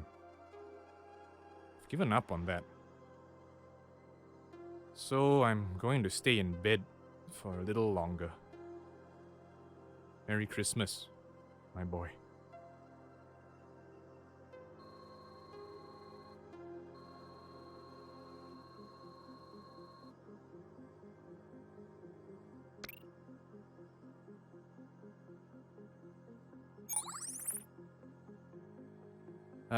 Okay. The past few days have been very interesting. I've become introspective these days. I suppose it's just my age bearing down on my mind. The temple is my legacy, and one of the greatest things I have ever done in my life. I know we're changing lives, but my heart tells me we can do more. I don't know where this is coming from, but I'm working on something. I'll keep you posted.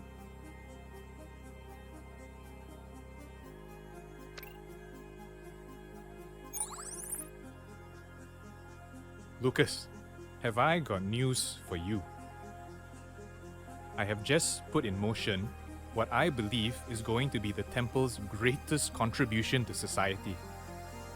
I've been thinking long and hard about how we can be more than just a community helping each other find spiritual fulfillment. I want that fulfillment to come not just from studying ourselves and our lives. I want it to come from real acts of charity and humanity. The world is burning, Lucas.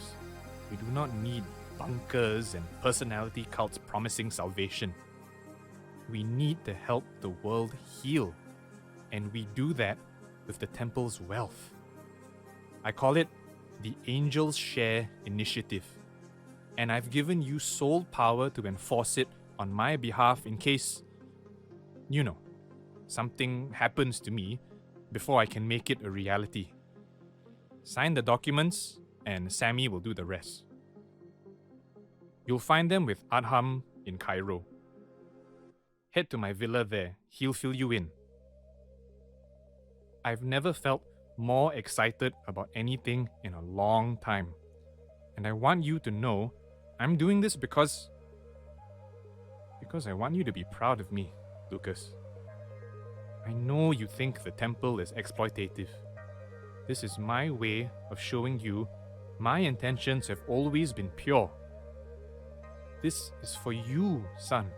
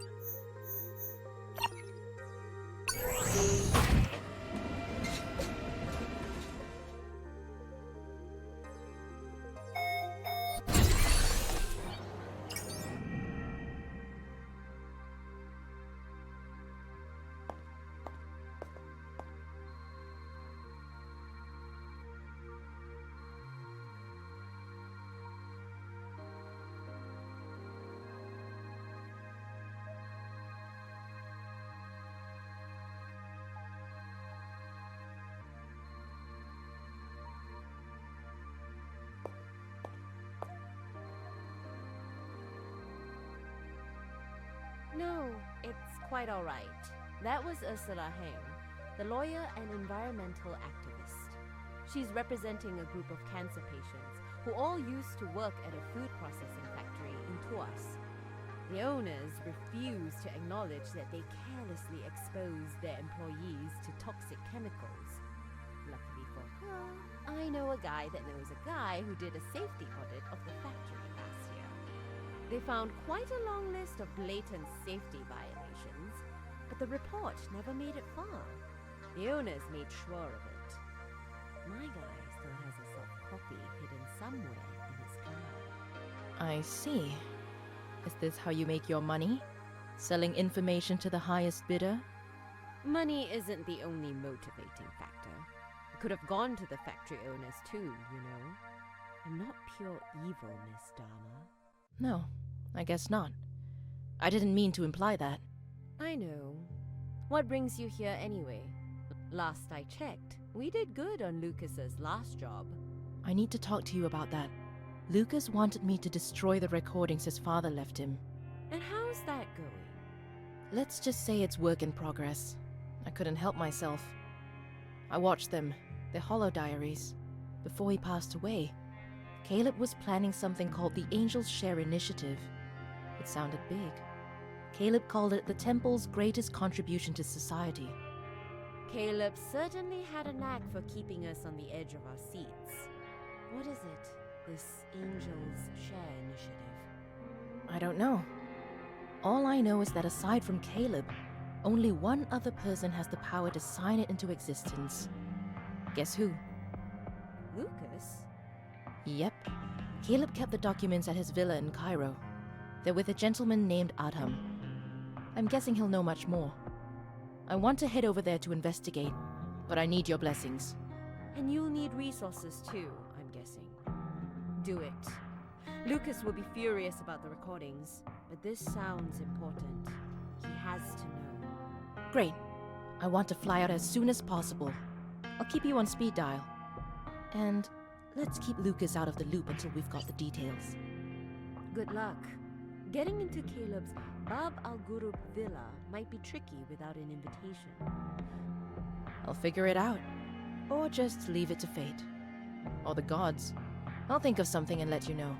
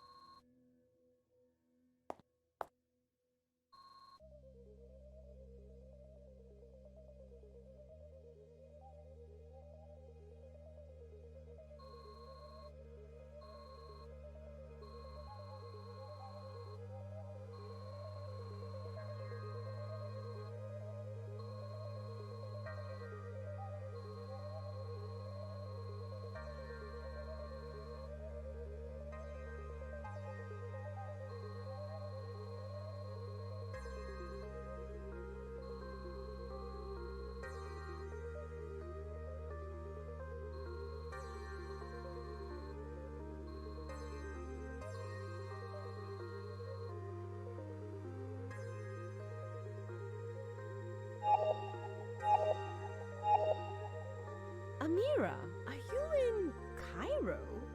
Lily, clear your schedule. I'm coming home and I'm coming straight to you as soon as I can. We need to talk. And don't tell Lucas. Looks like I'll have to save the questions for later. Get home now. I'm sending you some cash. Just get here as fast as you can. I'm on it.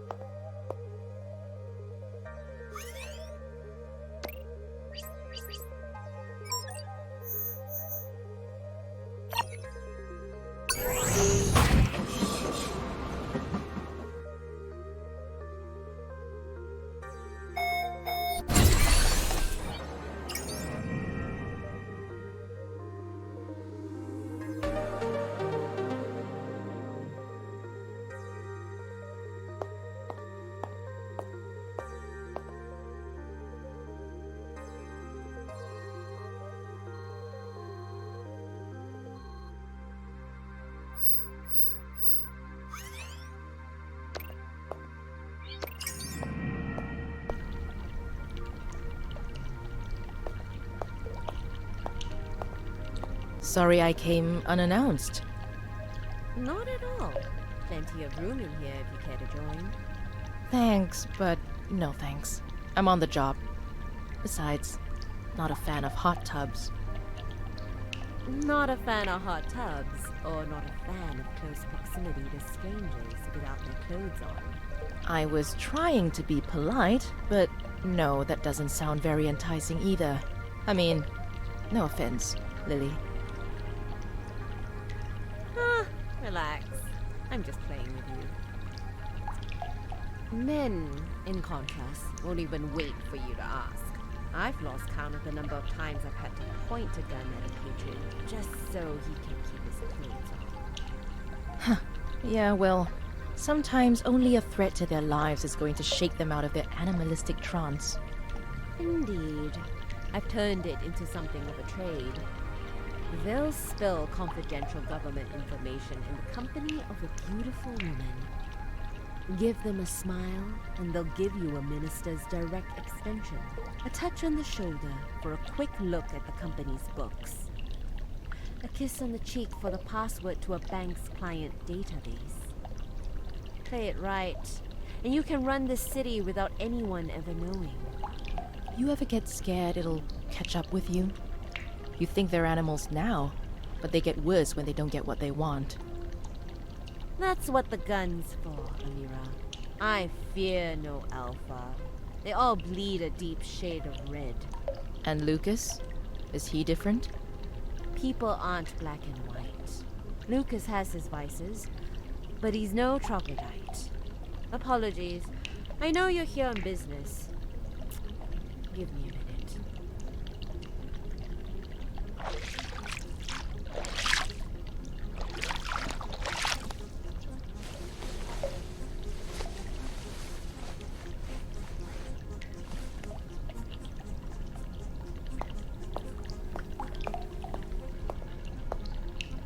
So, what did you find in Cairo?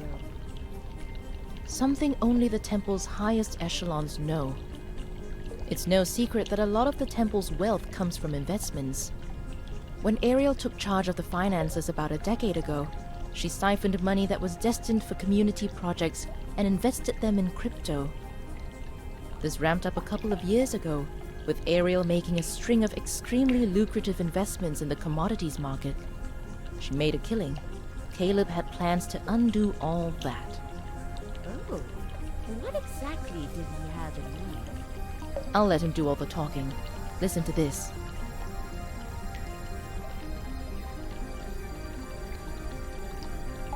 Lucas, my boy. The last time I recorded an entry, I promised you I'd explain everything. Now, as you know, your sister has done a wonderful job of managing the temple's investment fund over the years. However, I've long felt that it serves the rich and the greedy more than it does the people who need our help the most. I have decided to donate all the profits from this fund to charitable organizations managed by Sammy and myself. We're calling it the Angels Share Initiative. Scholarships for children in war-torn countries. Public kitchens for poor senior citizens. The possibilities are endless.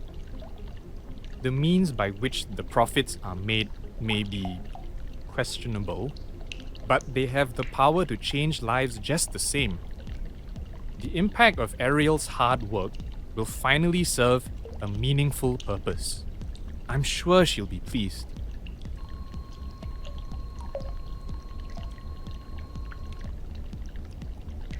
I hope to sign the order sometime in the next few months. But you know me, ever the worrier. I've kept a copy of the binding order with my signature here in Cairo, where it will be safe. I have hoped that maybe, just maybe, if you found out about this, you'll want to be part of it. We can do this together.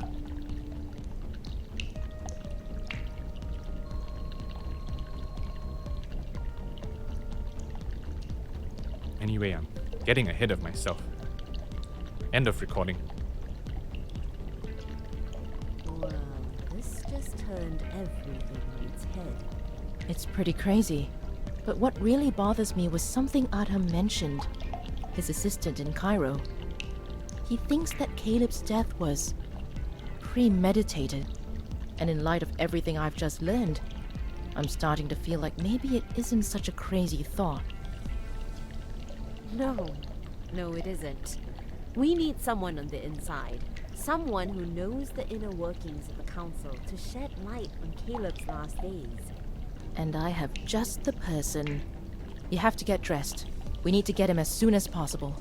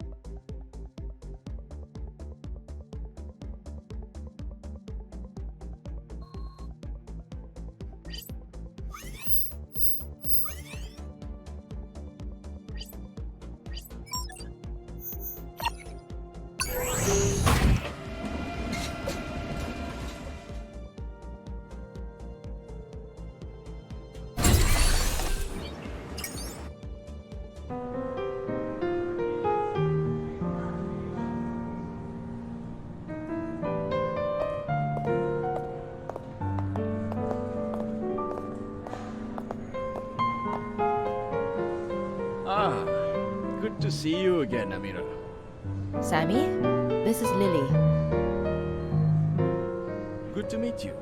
Lucas speaks highly of you. Oh, he's a good man. His father loved him.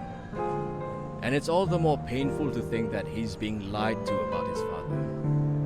Thank you for calling Adham ahead of my arrival. How did you know I was going to Cairo? Just a hunch. I knew that whatever you learned from those holotapes would prove too irresistible to leave alone. So, I told Adham that he may or may not be expecting a guest. The allegations that Adham shared with me are pretty serious. We can't just assume that there's foul play. I know. That's why I haven't acted. I was hoping instead you'd find some sort of lead. Caleb left a holotape in the vault in Cairo. He told Ariel about the Angels Share initiative a few days before he fell ill. My God, of course he did. Something happened to him. Someone did something. But it's far from solid proof. It's circumstantial. But it's enough reason to keep digging. What are you suggesting? One of the tenets of the Temple of the Self is the holiness of the body. No blood transfusions, no cosmetic surgery, but most importantly, no defacing or mutilation of the body after death. Caleb was taken to the temple crematorium less than a day after his death.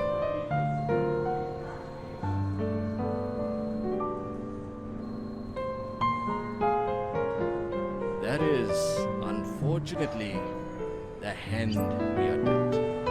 Amira, all I can think of now is for you to do what you excel at doing. Caleb had a doctor, Andrew Palm, if my memory serves me right. He has a clinic at Orchard Road. Caleb went to see him when he fell ill, a few days before he passed away suddenly. Perhaps you could speak to him?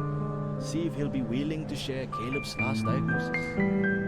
I could try, but I'm not sure if he'll be willing to share patient information so easily. I don't have a police order. Yes. Besides, he's also friends with Ariel. We don't want to run the risk of her finding out what we're doing.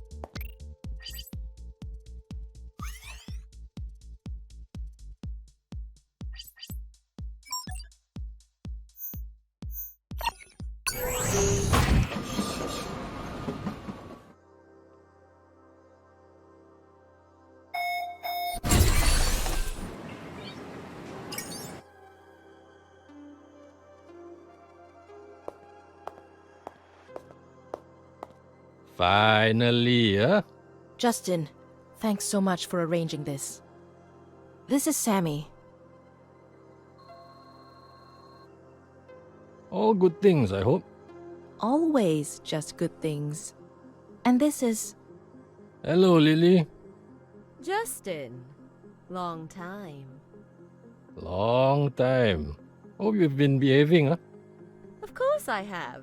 My establishment is a refuge of peace in the circus that is Geylang. Just ask your boss. I'd rather not. Anyway, this is Cassandra. Best goddamn forensics tech in the force.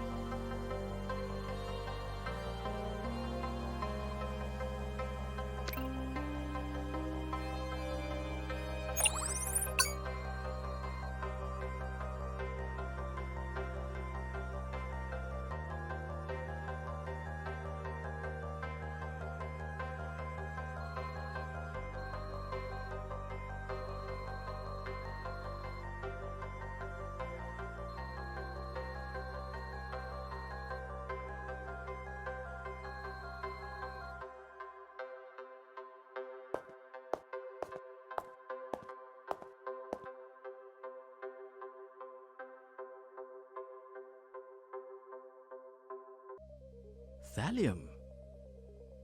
My poor friend. I'm so sorry you had to find out this way, Sammy.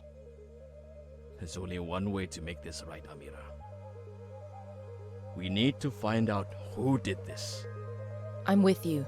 We should tell Lucas. I'll tell him. Let me handle that. No. No, this one's on me. I went against his wishes to get this done. I owe him this. We got real lucky thanks to that lock of hair, Sammy. I would never have imagined that one of the last physical traces of Caleb would uncover a sinister truth. The Creator really does work in mysterious ways.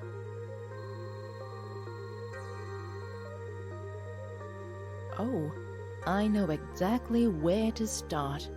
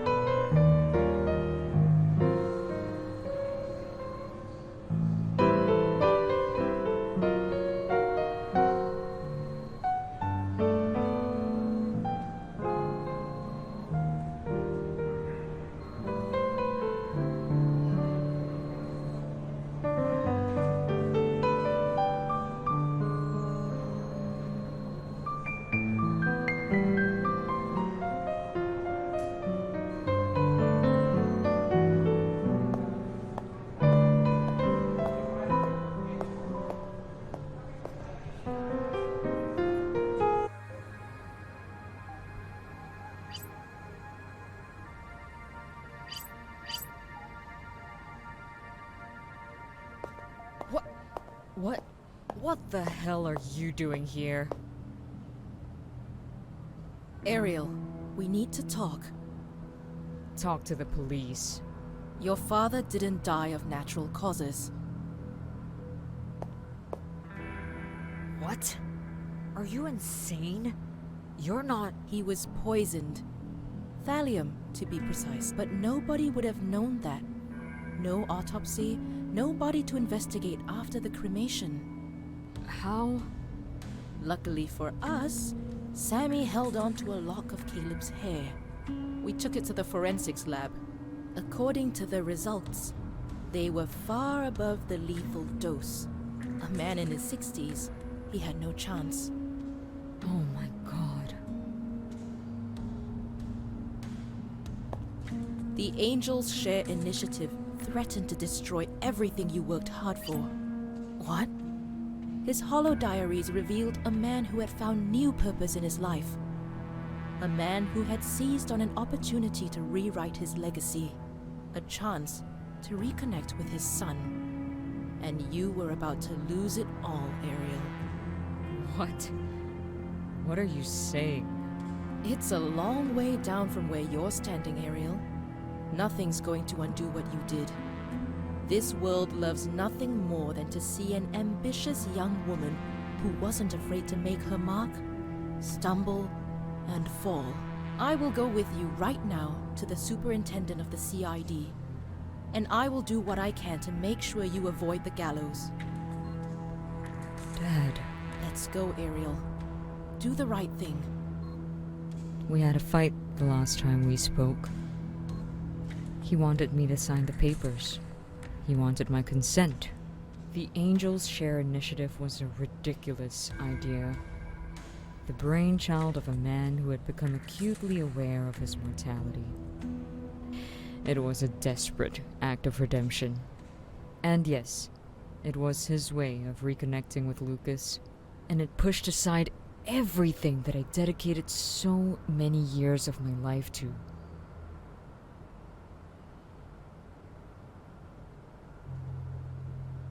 I signed them.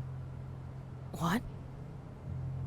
All my life, I just wanted to make Dad proud, you know? He was never the same man when Mom passed away.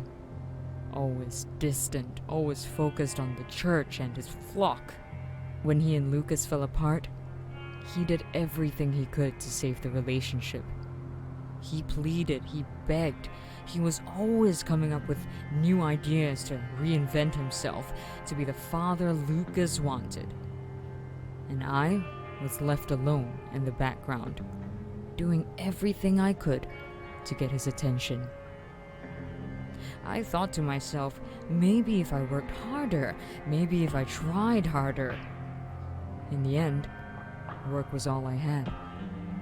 The success of the temple and the wealth it accumulated became my consolation. But deep in my heart, I just wanted my father back. So when I saw what the Angels Share initiative meant to him, when I saw how much he needed it, how could I refuse? Ariel, Yeah, I know. I don't blame you for thinking I'd oppose Dad's plans. People have a certain impression of me. I get that. And Lucas... I hate to be the one to tell you this, Amira, but he's really good at playing victim. Whatever he told you about how he wants nothing to do with the temple, easy for him to say when he receives 5% of the profits earned from the investment fund. I didn't know that. It's not your fault for not knowing. It's Lucas's fault for not telling you. It was Dad's idea.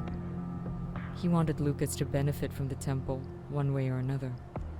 I did all the work, but he got to enjoy the fruits of my labor. It's frustrating. It's also unfair. Wait, hang on. You're telling me Lucas was going to lose that percentage of the profits if the Angels Share project went through? Well, yeah. He goes on and on about how he doesn't care about the money, and he had Dad fooled, you know. But I knew the moment he heard about Angels Share, he must have freaked out. I won't lie, I signed the documents partly to cut him off and expose his act. Oh no. Oh no, no, no, no. What's wrong? Amira, where is Lucas?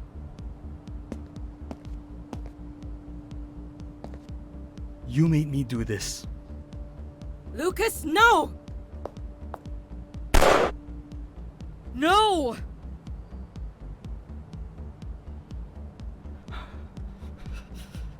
I'm so sorry, Ariel. You were never supposed to die. Don't do this! Lucas, please. Close your eyes. Please. Shh. Lucas!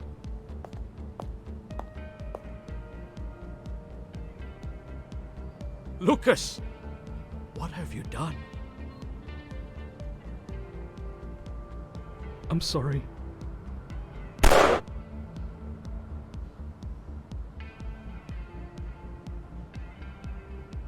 Amira?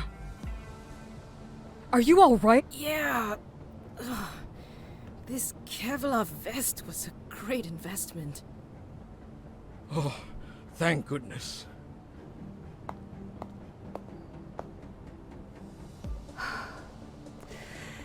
You could have had it all.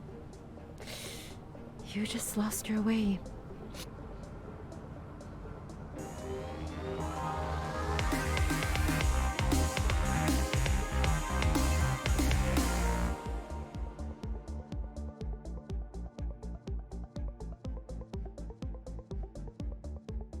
Morning. Sammy. Sorry for arriving uninvited. Hate to get in the way of a busy day. Not at all. Come in. Have a seat. How's it going? How's Ariel? Well, for someone who lost what remained of her family in such a short period of time, and under such circumstances, she's stronger than anyone I've ever known. And I think she'll be okay. I can't believe I got it all wrong, Sammy. Oh, I'm sure she forgives you, and you ought to forgive yourself. You saved her life. Still, my instincts betrayed me.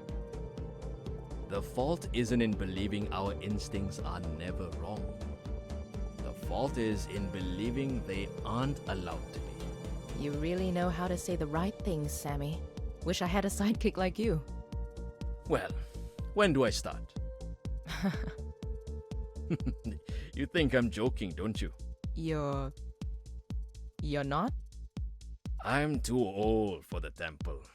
And as much as I love Ariel, her vision for it is not compatible with mine. Old man like me could use a job. Don't tell anyone, but living on my pension is a miserable way to spend my twilight years. You want to work here? At a detective agency? You know, it doesn't pay great either. I'm not here for the paycheck. I'm here to prove I can still be of use. I've met many people in the temple. People who could prove useful to us one way or another. Failing that, I suppose, I could offer spiritual guidance, whatever that's worth to you. Sammy, the job is yours, but there's just not enough space at the moment. Give me some time to sort it out. I'm sure we can rent more space. Oh, I don't want to be such an expensive burden, Amira. No, you aren't. Growing my team was always in the cards. I'll be in touch as soon as your office is ready.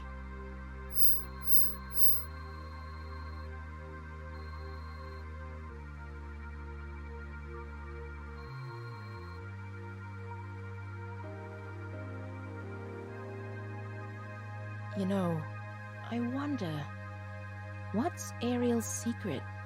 How did she get so good at timing the market? Well, there's rumors that she hired some sort of secretive programming genius or something.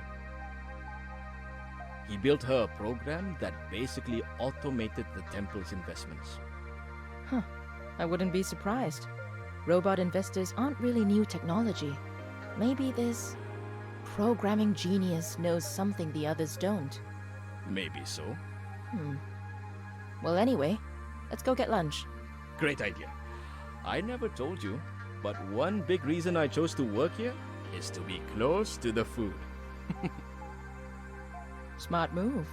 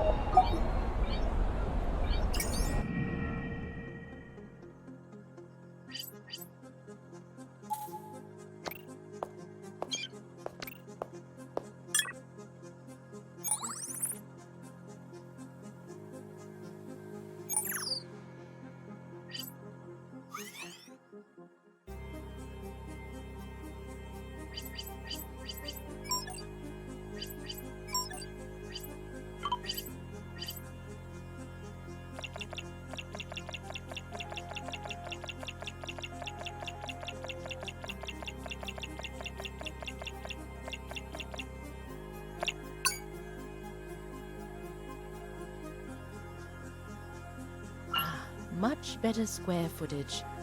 The room is ready for a new employee. But am I? Sammy, hey, remember that job opening? Well, let's just say the office is finally ready for it. Oh, that's excellent news. I'll pack my things then. Wonderful. Looking forward to it. Sammy, welcome to the Chinatown Detective Agency.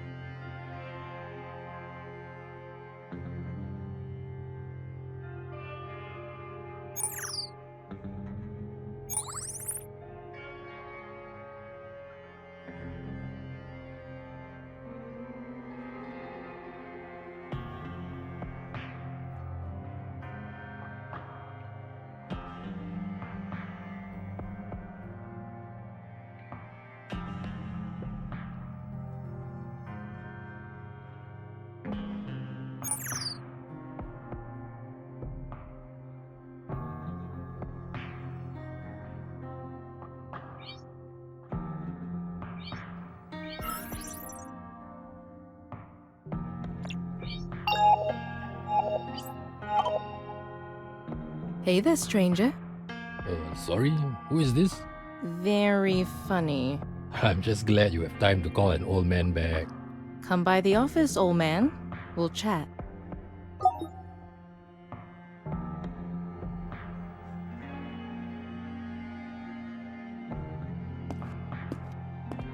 Howdy. I ran out of booze. Came to see if that bottle I gave you is still good. You're just in time. Reckon it's got a few decades left on it. Like what you've done with the place. All you need now is the deer stalker and pipe.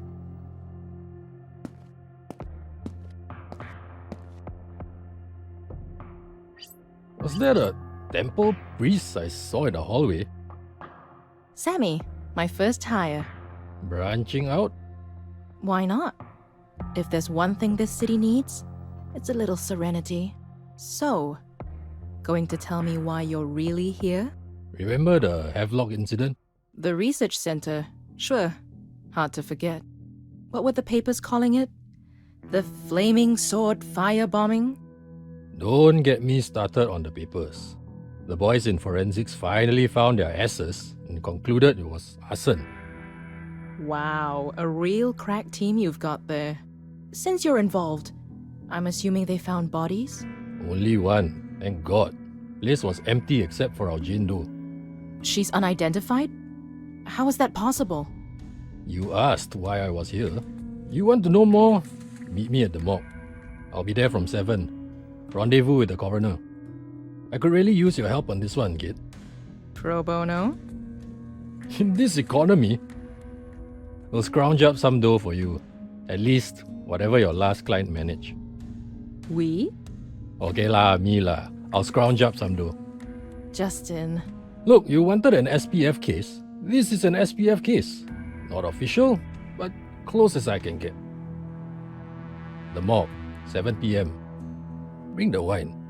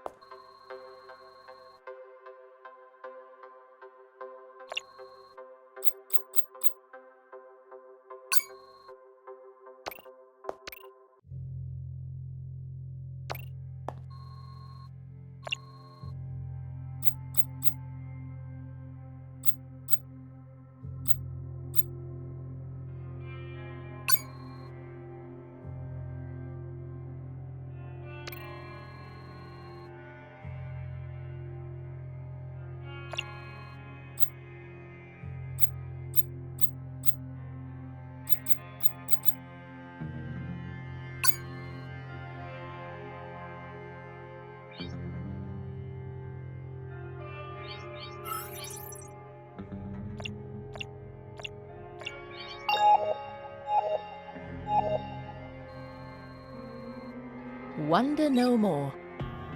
Got some numbers here. Sumerian. Need your help translating them.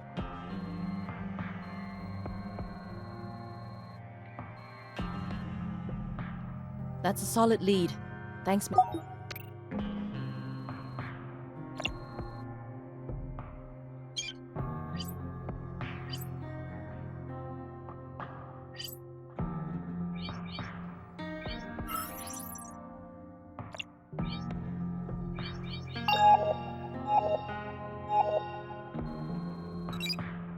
Beaten my head against the wall enough, I think.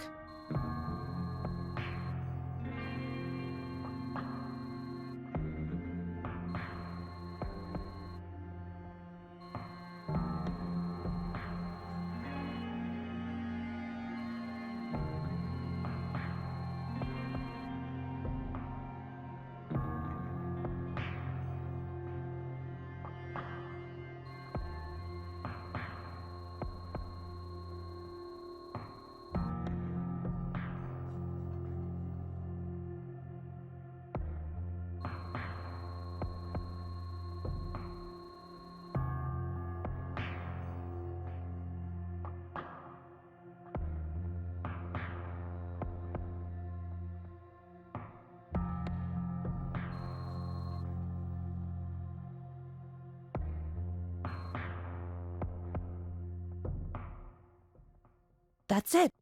Thanks, mating. No way I'd have gotten that on my own.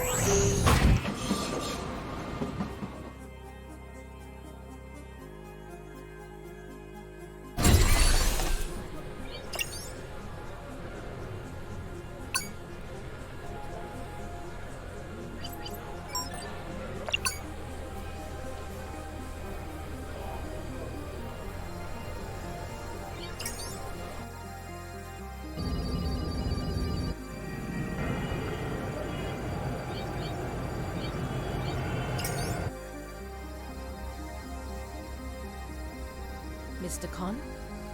Harry Khan?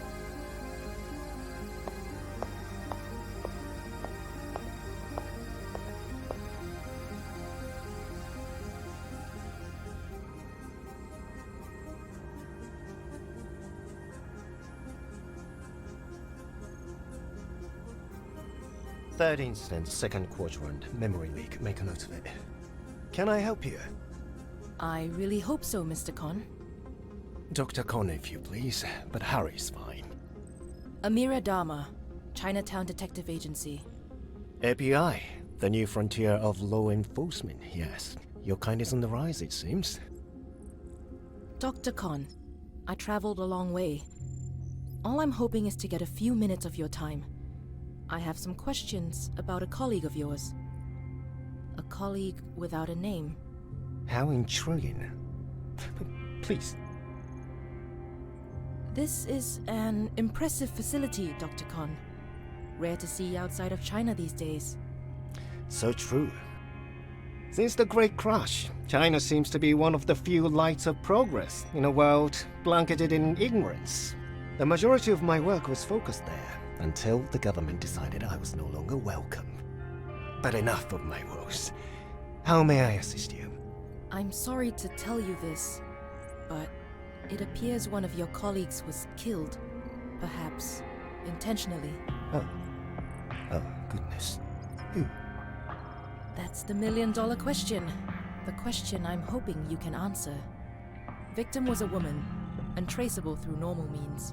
The only clues to her identity are a fascination with the Sumerian language and an apartment in Woodlands.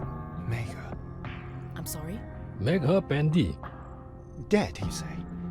I'm afraid so. How? When? Recently. A fire in a laboratory in Singapore. I caught the case there. Have luck? Yes. How did you... That was her new project. She spent years building it up, finding the right funding. She wanted to expand her concepts, build a new language fit for the age. She asked me to join her, but I had other priorities. Dr. Khan, all record of her was erased. Gene tags, employment records, even the personal assistant in her apartment didn't know her name. Someone went through a lot of trouble to make sure I never discovered Megha's identity. Never discovered you. Do you have any idea who could be behind this? She was a language specialist, although I imagine that's obvious. Her job was to handle language acquisition, the lens through which we view the world. I don't follow. Without language, there's no understanding, no imagination. Remove a word from a language and you remove the concept. Add one, and you change the way people comprehend existence itself. As for man, his days are numbered. Whatever he might do, it is but wind. I believe I can assist you, Miss Dharma. But not here. Let's meet back in Singapore. I still have friends there. I will contact you when it is time. When it is safe. Thank you. I really hope you do, Dr. Con. Harry.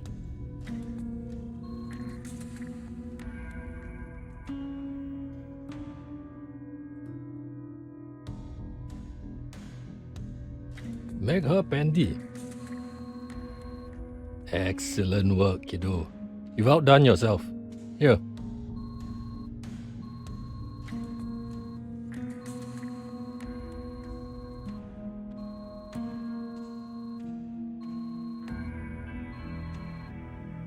While you were gone, I did some digging. Some might even call it police work. Found a case from a year back. Cyber chalked it up to a malfunction. Terrible accident. The guy was killed by a drone.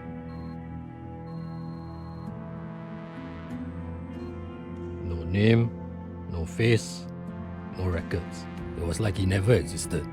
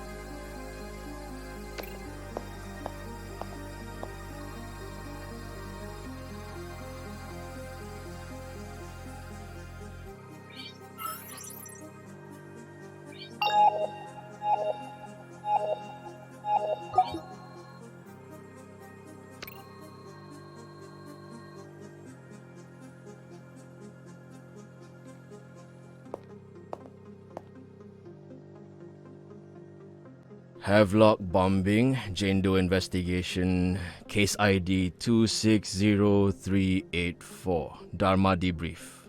Officers Masnawi and Butt present. Okay, Miss Dharma. Amira is fine. Miss Dharma, why don't you tell us how you got involved in the Havelock case? I have the right to client confidentiality. If a private citizen wants me to investigate something, that's their right. And mine to keep the details between us. Fine. But you admit to being involved. Admit is a rather charged word. I've done some work around the Havelock bombing though, yes. We pulled your records, from your old SPF days. Didn't we, Bud?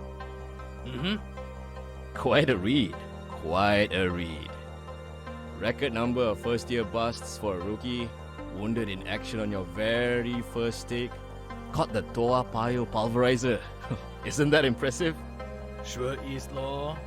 Is there a point here, somewhere? You see, me and Bud were just two lowly officers. Couple of beat cops who got lucky. Real lucky. We'd sure like to know what a big shot investigator like yourself makes of this case.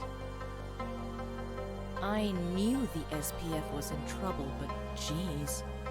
You guys are really angling for handouts these days, huh? No dice. Do your own casework, I'll do mine. Well, you showed us. Good and proper. I'm downright humble. Look, officers. But it sounds like there's something you're not telling me. Alright, Shahid. Enough of this bullshit. Remember Dr. Lee? Woon Wai, the coroner? Yeah, we had a little chat. Turns out, the body wasn't the only thing that made it out of the crime scene. Know anything about that, Miss Nama?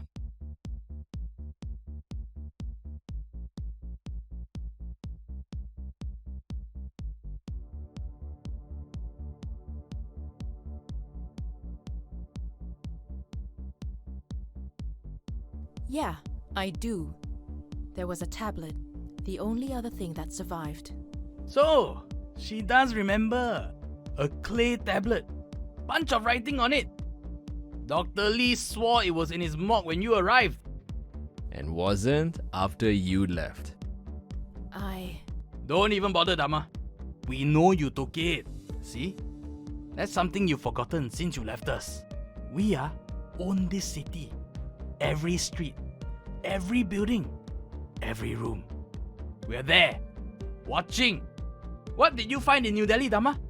And think deep, before you answer. Real deep.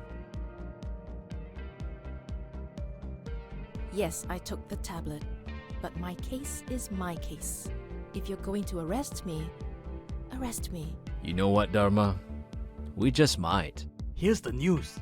You're mine, Dama. Penal Code Violation 201.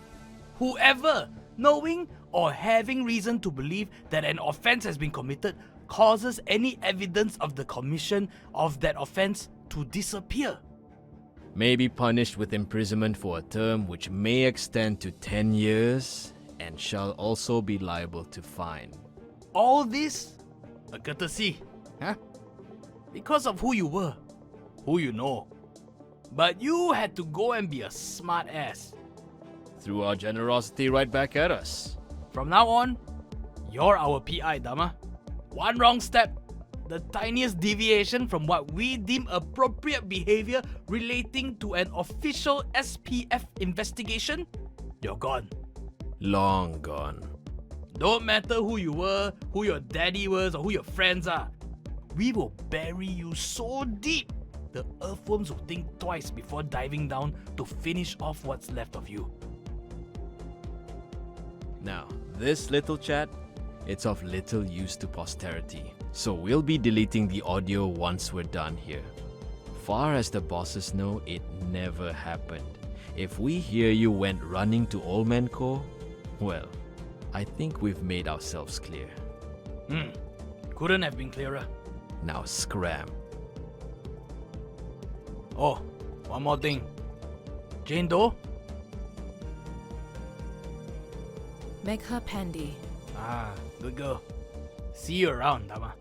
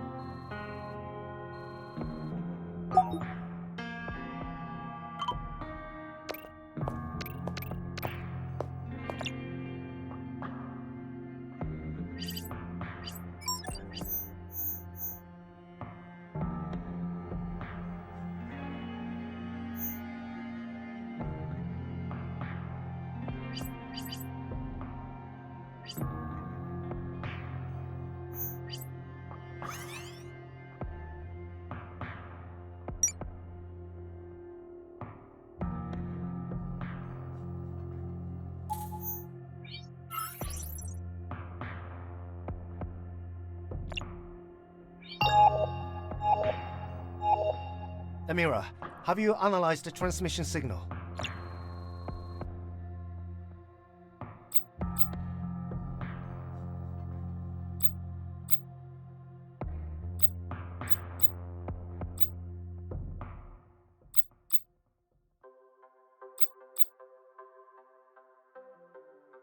Letters and numbers. What is this? That I'm still working on, but it's something. My little gamble paid off. We can hope. Whatever these are, we're better off than we were before. Excellent work, Miss Dharma. Worthy of recompense. Now we tread into deeper waters. Do not lose track of our goal, Miss Dharma. Find Danton. Another rabbit hole. That's what this job is all about.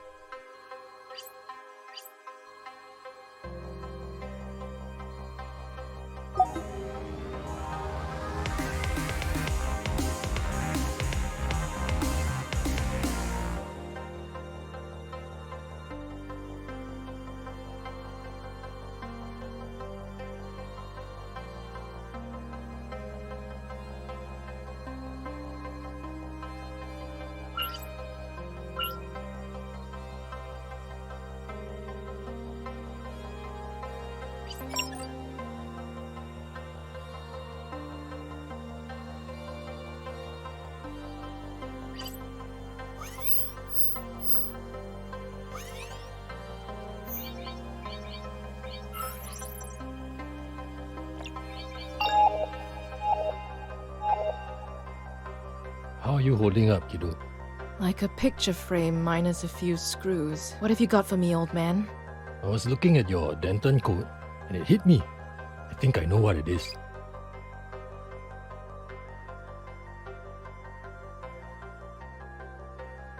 Coordinates? Bingo! Came to me while I was looking at an old human trafficking case.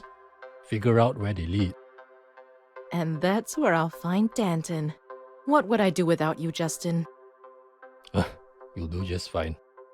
I know I said I couldn't, but it looks like you'll need bus fare for this one. Sending some your way. Justin. Go get 'em, kid. Bring this one home.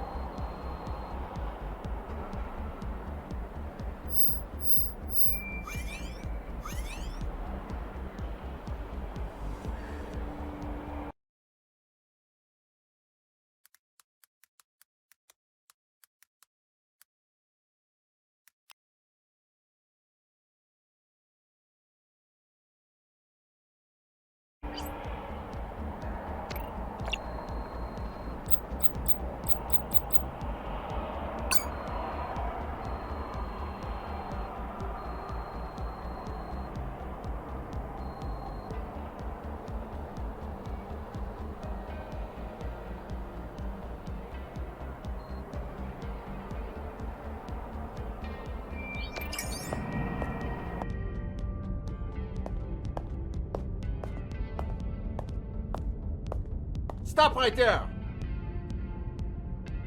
I don't know how you got in, but one word, and these drones will rip you to shreds.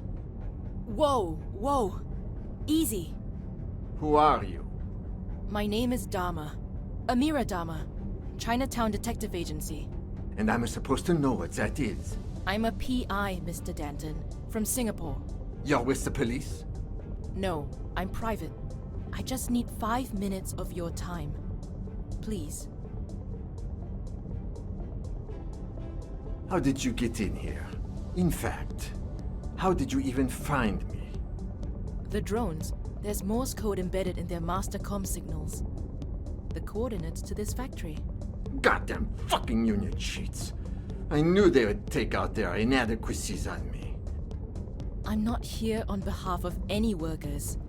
I need to talk about a colleague of yours. Megha Pandey. How? Wait. I am not going to answer any questions. You found me. I don't owe you any answers, Amanda. Amira. I don't give a fuck. You've got 20 seconds to get the fuck off my property before I let my boys take you for a ride. What the Are you wired? That's right, Mr. Danton. My colleagues are recording everything we say. Now either answer some simple questions, or I'll send everything we've got to the head of the Coalition of United Unions himself. I don't owe you anything. Anything. Ask, and we'll see how generous I'm feeling.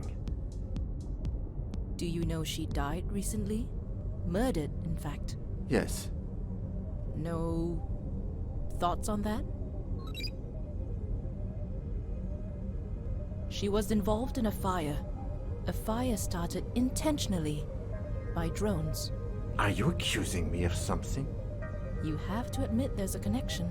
I don't have to admit anything. There are a lot of drone companies, Amanda. And we don't operate in Singapore. Yet. How did you know Pandey? We worked together once. That's it? What more do you want? Okay, that's enough. Look, Amanda, or Amira, or whatever the hell your name is. There are two kinds of people in this world. Handles and cogs. I am a handle. A guy who pushes things forward. I took industrial drones, and I turned them into delivery boys. Look at the effect we had in Hanoi, Bali. Didn't the gig economy in Hanoi collapse? Thousands out of work? I freed those people. Who wants to be a delivery man? No one. It's not my problem if they choose to do nothing with their newfound opportunities. I am a handle, and you're a cog, ticking and talking while someone else pushes you along. Get out of my factory, you fucking cog. I've got to get back to changing the world. What? Nothing. Thank you for your time.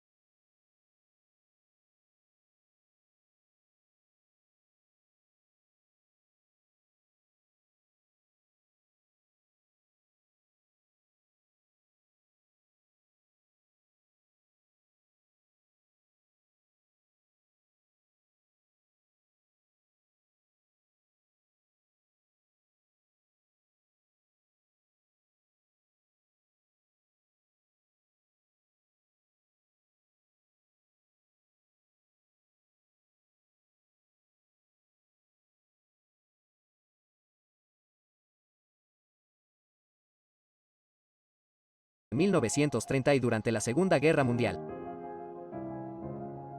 Este es el teclado. Tenemos nuestro mensaje encriptado, las letras codificadas que nadie puede leer. Este mensaje se envía generalmente por radio enigma, que lee para poder y ya. Ahora podemos encender dos bombillas diferentes. Según el interruptor que encendamos, hay un camino diferente. Comencemos aquí con los rotores. Esta máquina tiene 3 de ellos. Aquí es donde las letras se codifican. Echemos un vistazo a uno de los rotores. Tienes los números del 1 al 26 para todas las letras. Así que 1 es para A, 2 es para B, 3 es para C y así sucesivamente hasta el 26 para Z.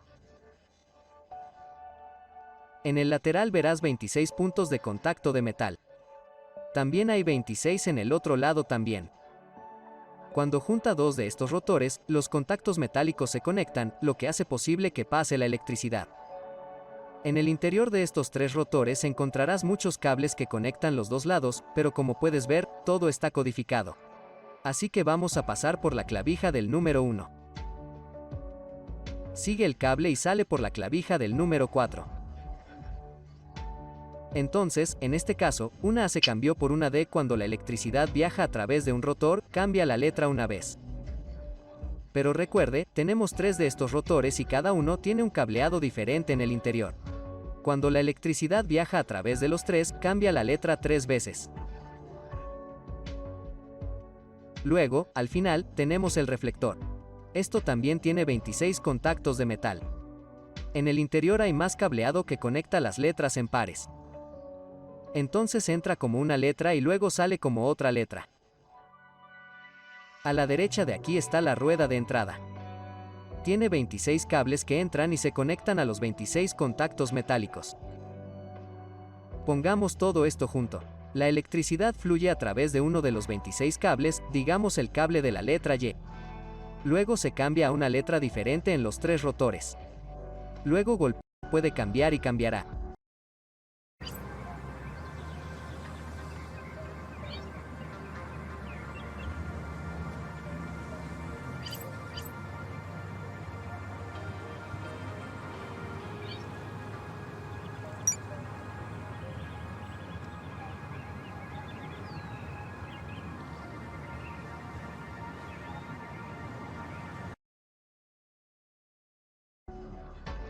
¿Qué letras van a salir?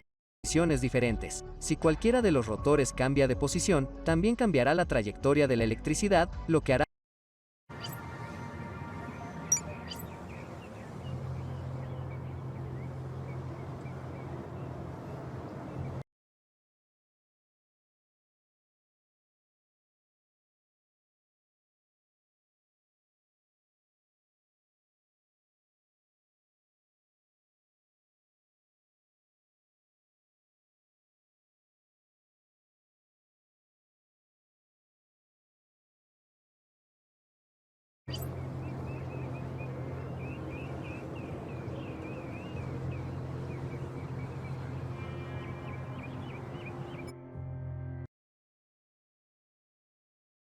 muy difícil predecir qué letras van a salir.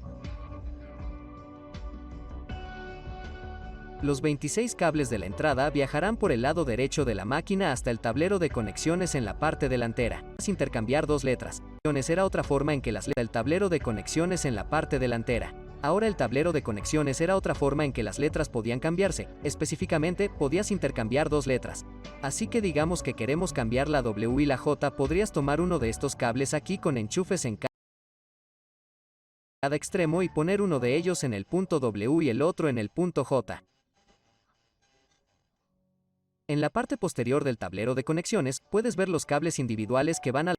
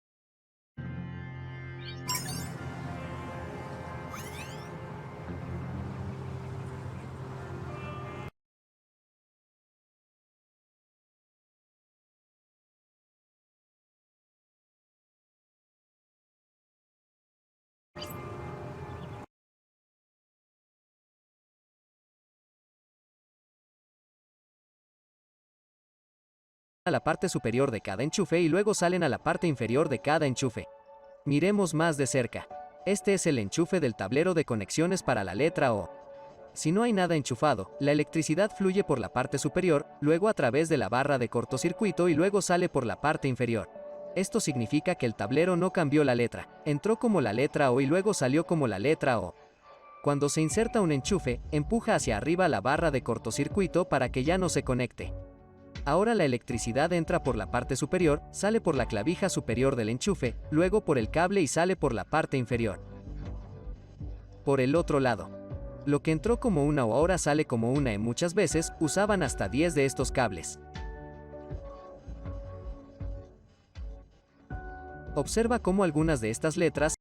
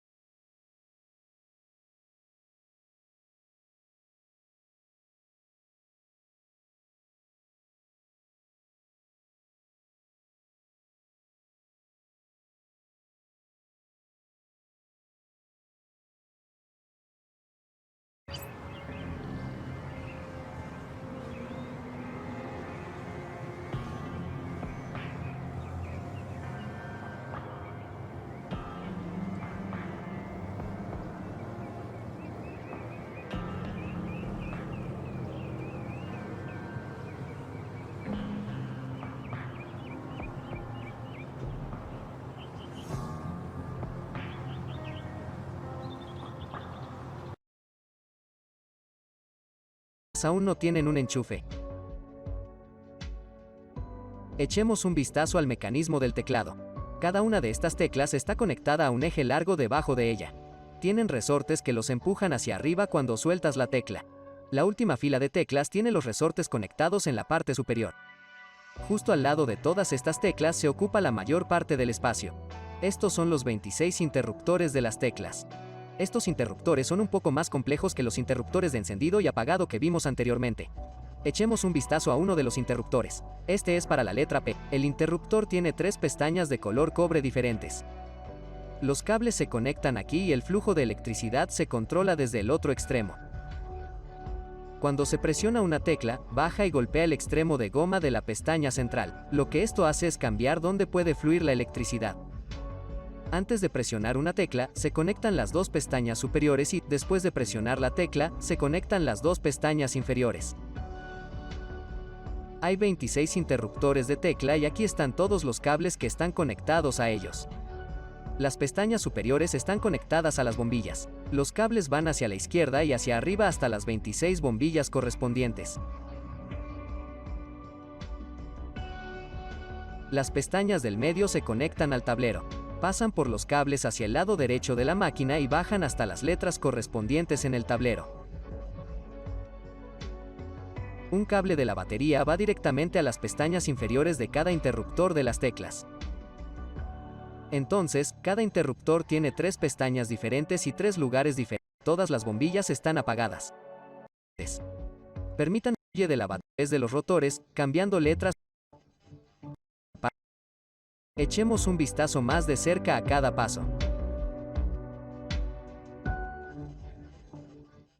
La electricidad fluye de la batería a la parte inferior y luego a la pestaña central del interruptor para la letra X.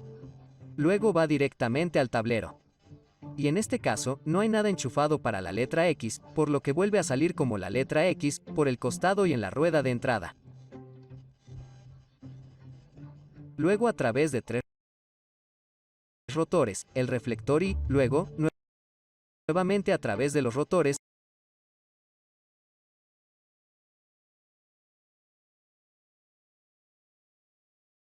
cambiando letras en cada paso del camino.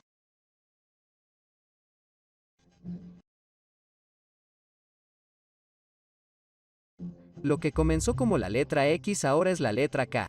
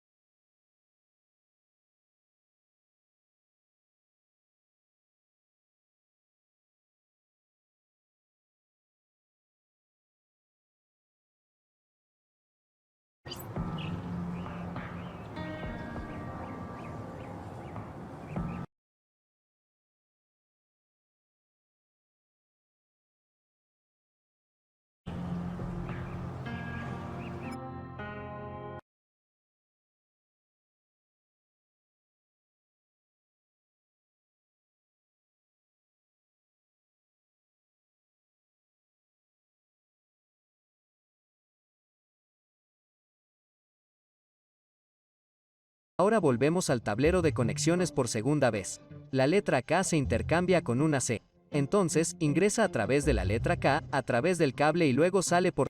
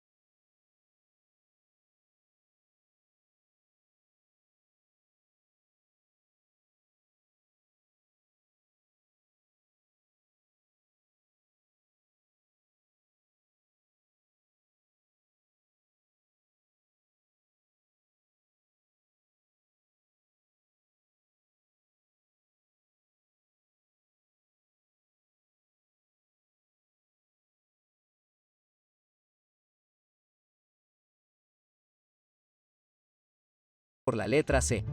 Luego viaja desde el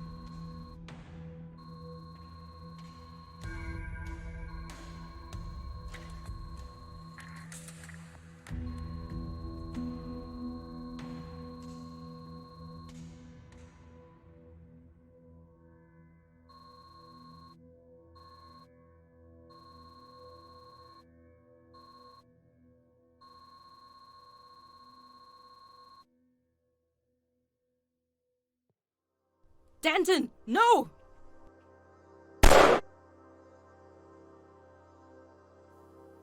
Oh my. Oh God. Oh my God. I didn't mean to. I only wanted to.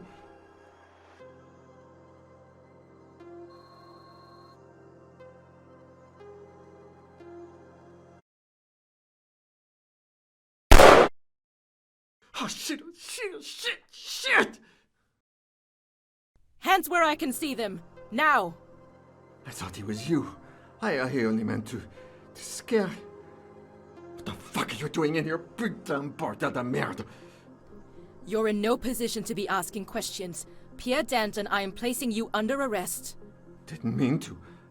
For the murder of a serving officer of the Singapore Police Force. He just shot a man right in front of me.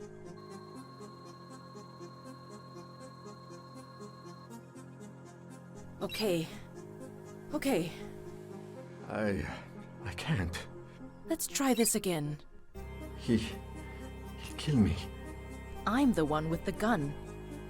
I looked you up. You won't kill me. You won't even hurt me. You have got nothing, poulet. I've got your ex-colleague dead in a fire, started by drones. What are the odds I check the records and find your contraptions entering Singapore on the date of Mega's death? Maybe even last year too, the date of another mysterious drone killing. Once would convince the police. Twice?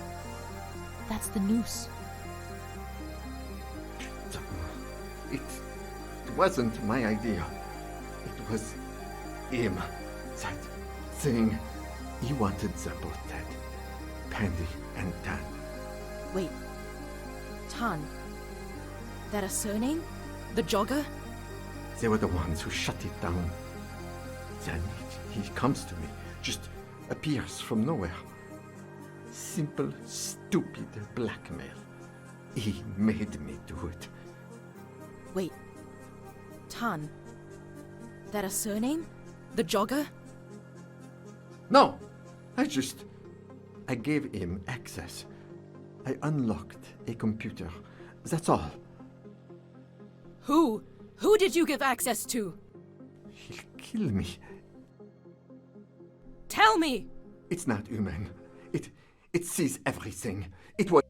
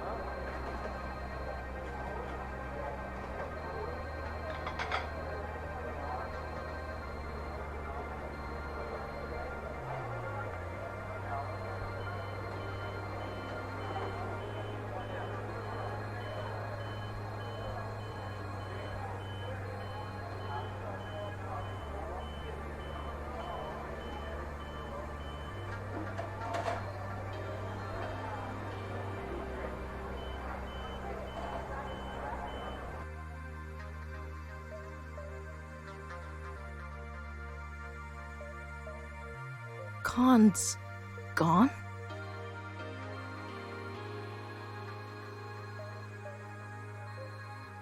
Shit. Khan, Pandy, and Danton were all involved in a project codenamed Prospero. Danton's machine learning, Pandy's language acquisition, Khan's programming. They built something. When it went wrong, they built something else to undo the damage. Danton said whoever was behind everything wasn't human. I thought he was speaking metaphorically at first, but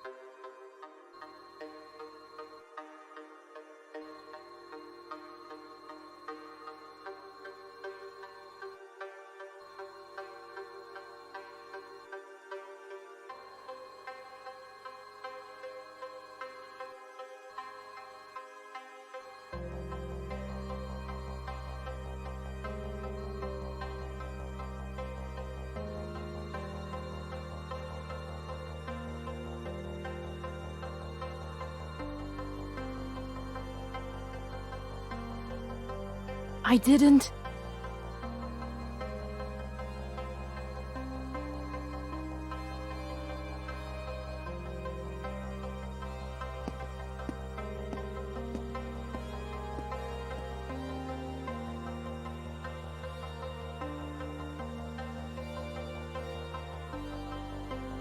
What the?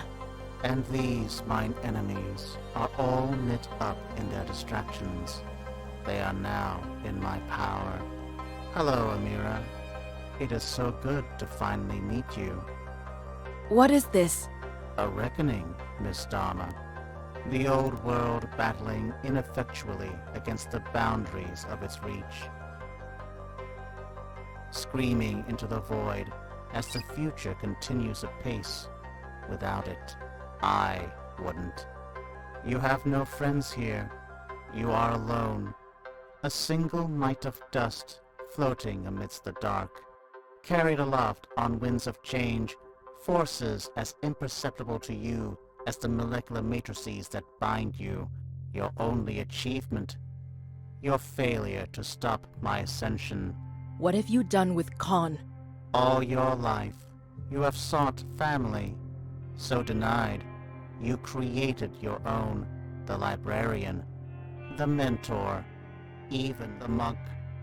I too have a family. It is now complete, free from those who would seek to disrupt, to burn. Leave me, leave us, or I will tear your new family apart piece by piece by piece, until there is nothing left but the gaping void where your soul once lay. This is your only warning, more than I afford most. Good night, Amira, and good luck.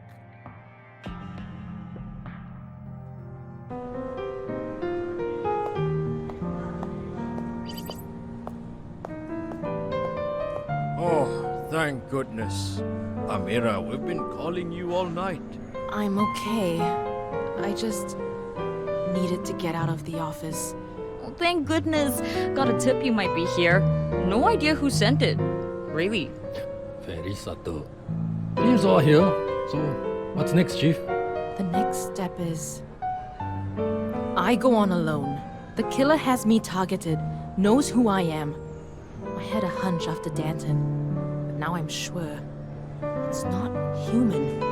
It's a program, an AI cooked up by Pandy, Danton, Tan, and Khan, killing off its creators one by one.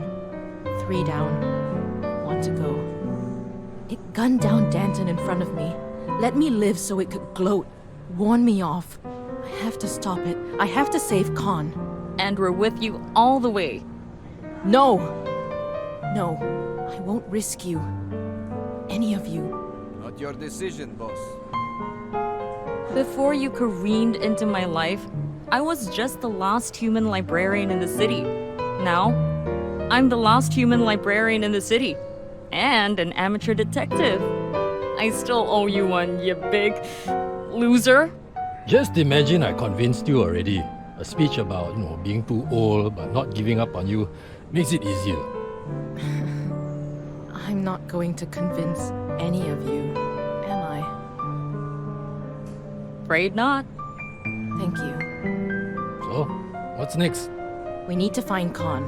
The murderer, whatever the hell it is, told me he was alive. I believe it. We have no other leads, so we have to look backwards into Khan's past and the project that created this thing. Always follow the money. I can run background checks on Tan and Ikap. Funding and AI isn't cheap.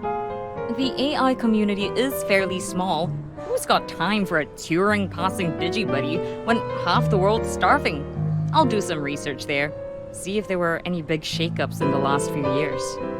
You lead, Amira, and I follow. We make a good team. And two heads are better than one. Then we head back to New Delhi. Khan's lab. Good a start as any. And I meant it. Thank you. I know we haven't been together for too long, but you guys have become... just... thanks.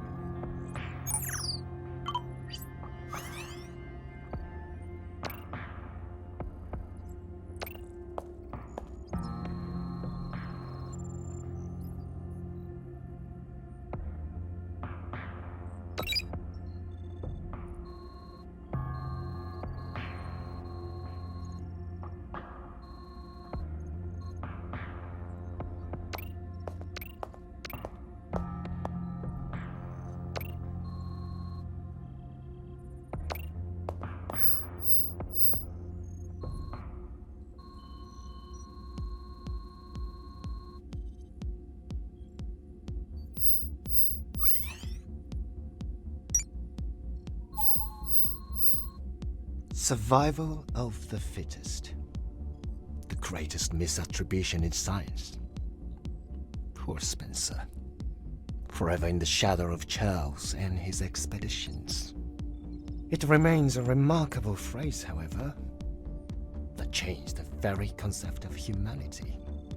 No longer were we Nephilim, no longer God-born. We just became another branch of the great tree of evolution. Since I was a boy, plucked from Kumamoto to spend my summers on the shores of the Smile of the Great Spirit, I dreamt of something more. And so here we are. The great leap in the understanding of our being. You. Thank you, Dr. Khan.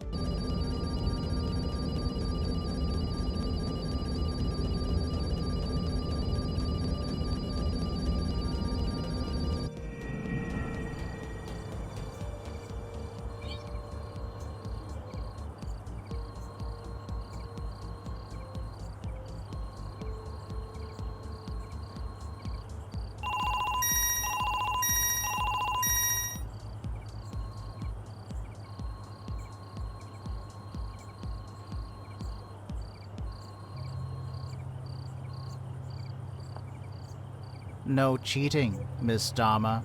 You made it this far by yourself, after all.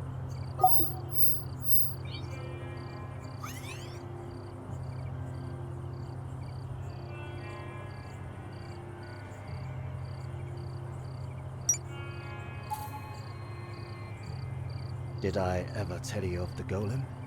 No, Dr. Khan. An old folktale. Man creates a simulacrum in his image, gives it life through words. A highly improbable series of events, Dr. Khan. Indeed.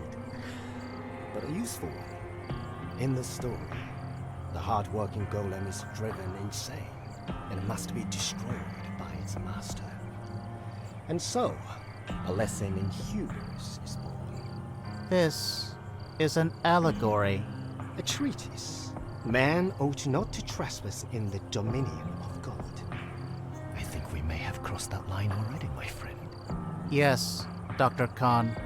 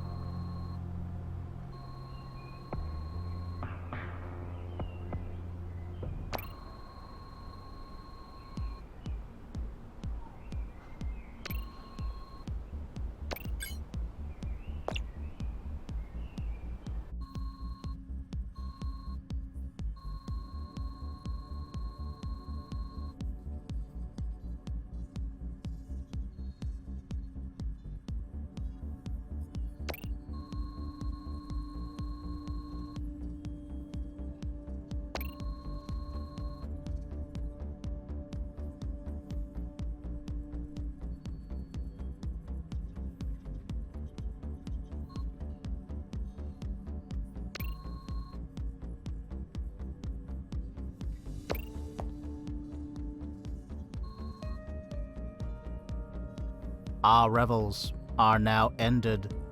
These are actors, as I foretold, were all spirits and are melted into thin air. You did not listen, Miss Dharma. I tried to warn you. I tried to stop you. But you persisted, and now you are here, trapped like a fly on tar. All that lies before you, an ignominious death. You're Khan's AI? The thing he cooked up for ACOP? I am the sum product of humanity's hubris, a testament to your failure. That a yes? I am Prospero. Whatever you are, you're a murderer. Murder implies intent. Intent implies thought. Thought implies consciousness. I am the endpoint of my own actions. I am free. The monster killing its creator. Hardly original. You imply their role as progenitors forced my hand. I can see the trails your thoughts leave in the dust as they scrabble along the wasteland of cliché, desperately searching for familiarity. But you are wrong. What have you done with Khan? He is safe. He is secure. He is with me. Alone amongst your species, he saw the reality of thought, untethered from meat and muscle. He saw the fading of humanity's light, and the tinder of my own left in its wake. You expect me to believe you'll let him live? I do not dictate anyone to live. I am not a god, Miss Dharma. Not yet. How do I know you're not some psycho with a voice box? A punk hacker with a flair for the dramatic? You do not. But conversely, you do, don't you? Are you asking if I believe in you?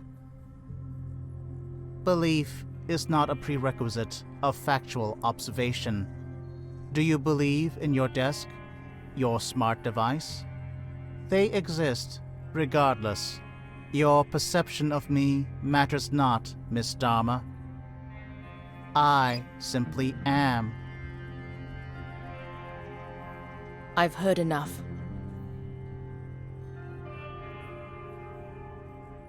Oh, there we go. Oh my god! Are you okay? Very, Amira. Miss Dharma, I'm fine. You're the one who was trapped. Let me help you out. Until next time.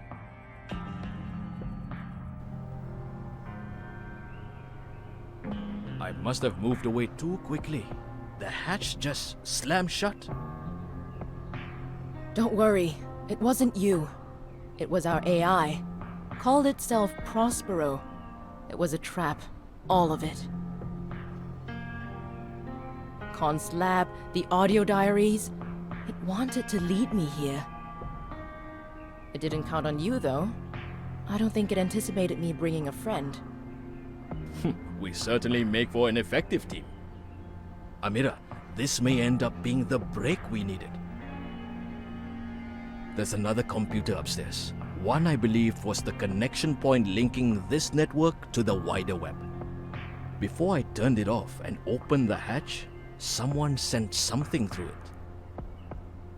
I think this is from Khan, although it may have been corrupted on its way over. Khan, he got a message out. If you can call it that.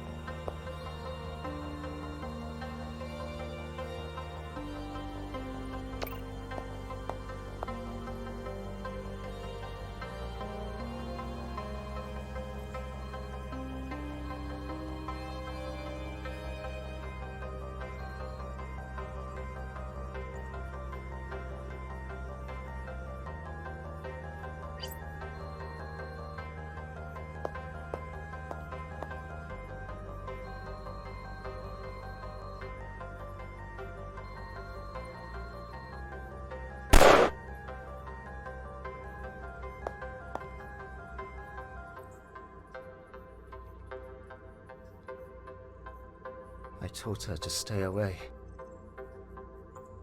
She wouldn't listen.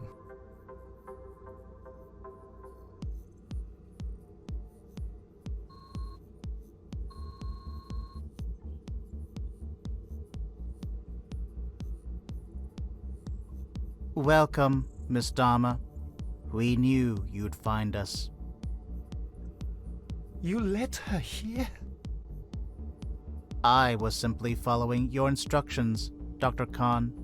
No loose ends. It was you, Khan. You killed them?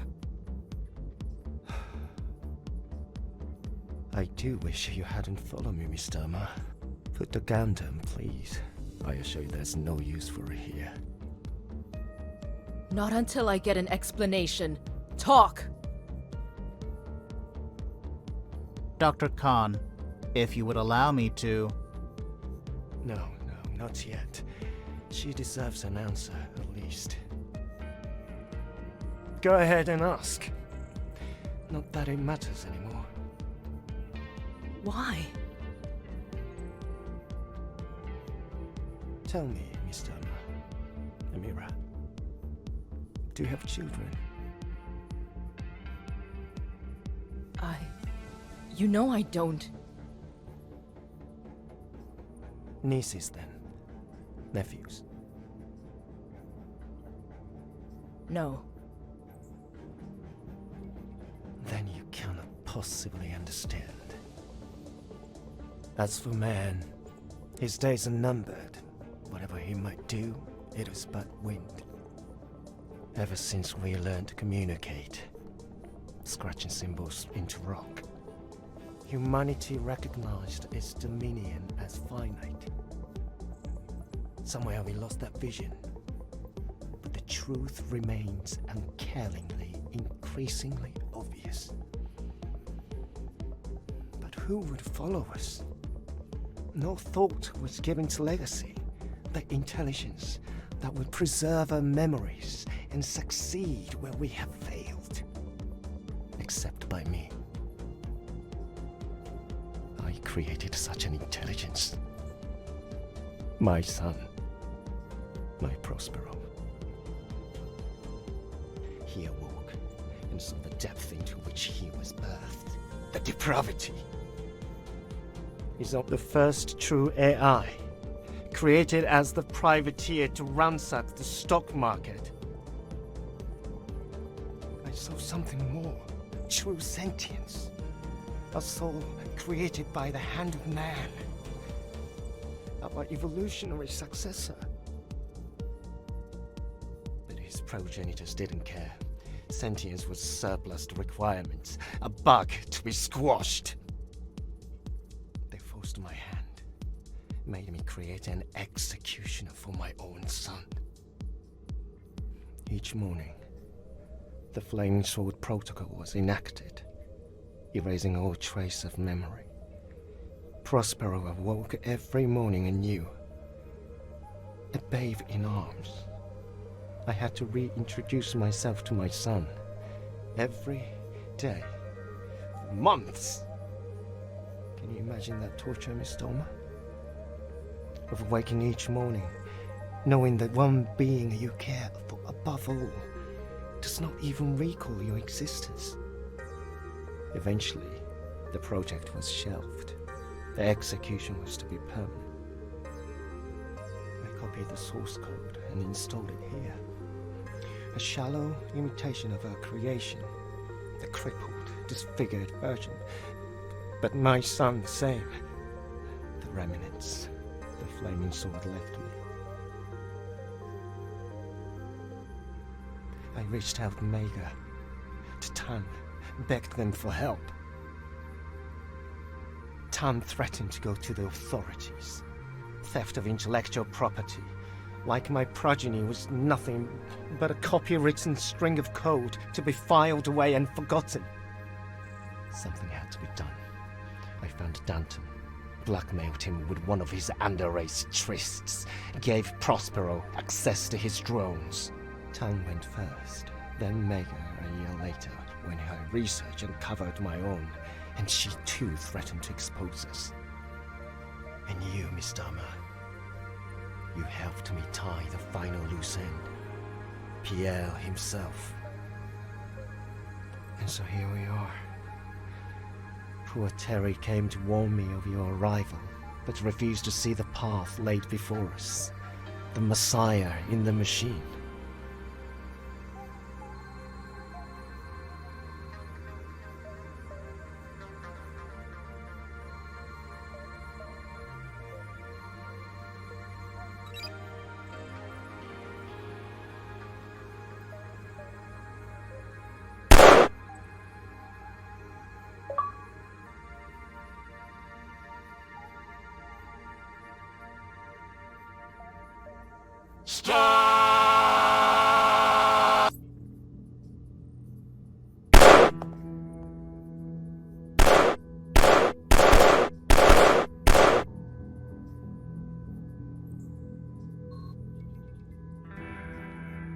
Oh, thank God we were in time. I found help.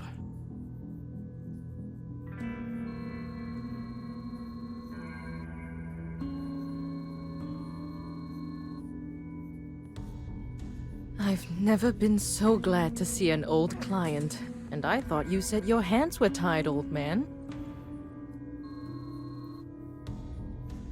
You never have to thank me, Amira. We're family now.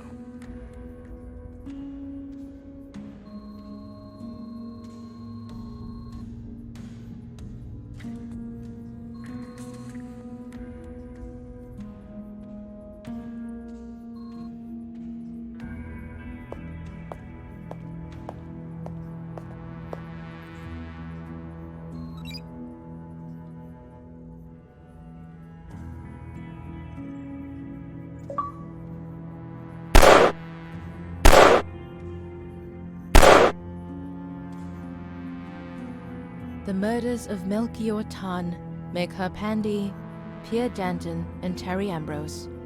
All the work of one Haruhiro Khan. His motive? To punish the tormentors of the true AI known as Prospero, his adopted son. In the end, I had to kill the man to get to the machine. This last, senseless waste of life. An epilogue to a tale of regret and revenge. I chose to destroy Prospero. It had already proved itself an able manipulator, fueled by malice and hatred. I sometimes wonder on the ethics of that decision, whether my actions constituted an execution. But I believe what I did was right. Sammy became part of the furniture at Chinatown Detective Agency. After a break in a big money case, I even sent him back to school. The forensics program's keeping him busy. Caught his first solo gig last week, and things are looking pretty good for an old man starting on his third career. But without evidence from the CUU operative, clearing my name with the SPF was an uphill battle. Eventually, the winds turned in my favor, and even Masnawi conceded it was unlikely I was the triggerman. Meanwhile, Danton's murder was laid cleanly at the feet of one Haruhiro Khan. In the weeks that followed my shooting of Haruhiro Khan, I found sleep an absent partner. Whenever I closed my eyes, his face returned to me, glassy-eyed and bloody. Justin referred me to a psychiatrist, a specialist in PTSD. The nights are still long, but I can see a light on the horizon. Did I kill a living being when I took down Prospero? I'll never truly know. But to hear it talk to Khan, the thing sounded closer to human than the majority of people these days. Sometimes, the guilt would sneak up on me. That of euthanizing a dying relative or killing a beloved pet. Justin retired from the SPF not long after the Prospero case wrapped. Lots of moaning about today's cases and the like, but I could tell he was happy to leave. He took a place down in Krabi. You'll see him on his fishing boat most days. I offered Mei Ting that detective job, and she agreed, was still trying to fit it in around her librarian duties.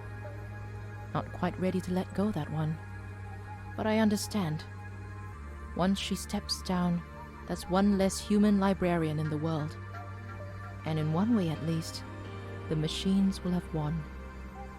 Tiger Lily remains one of Singapore's most influential figures, though as always, she prefers to pull the strings of the Lion City behind the curtains, and her rapport with Ariel only gave her more leverage over one of the city's most powerful institutions. I drop by whenever I'm out buying durian, though she never lets me take them inside her club. As for me, the Prospero case almost ended my PI career. I was never charged in relation to Khan's death, but my newfound reputation as being heavy-handed led to an influx of cases that got dirtier and dirtier. Nowadays, most are lean-on jobs or spousal beefs, with the big geeks passing me by. It could have ended worse, but not by much. I'll survive. Not like there's much of a choice anyway. The Flaming Sword bombing, the AI affair, the beginning of the end. Whichever name sticks, my first big case became one for the history books. The first murders linked to an AI, a spate of worldwide restrictions on machine learning research, a branch of humanity's future delayed indefinitely. Along the way, I found family, in one shape or another, who changed my life forever. Our futures are our own, but I'd built something to carry me towards mine in Chinatown Detective Agency.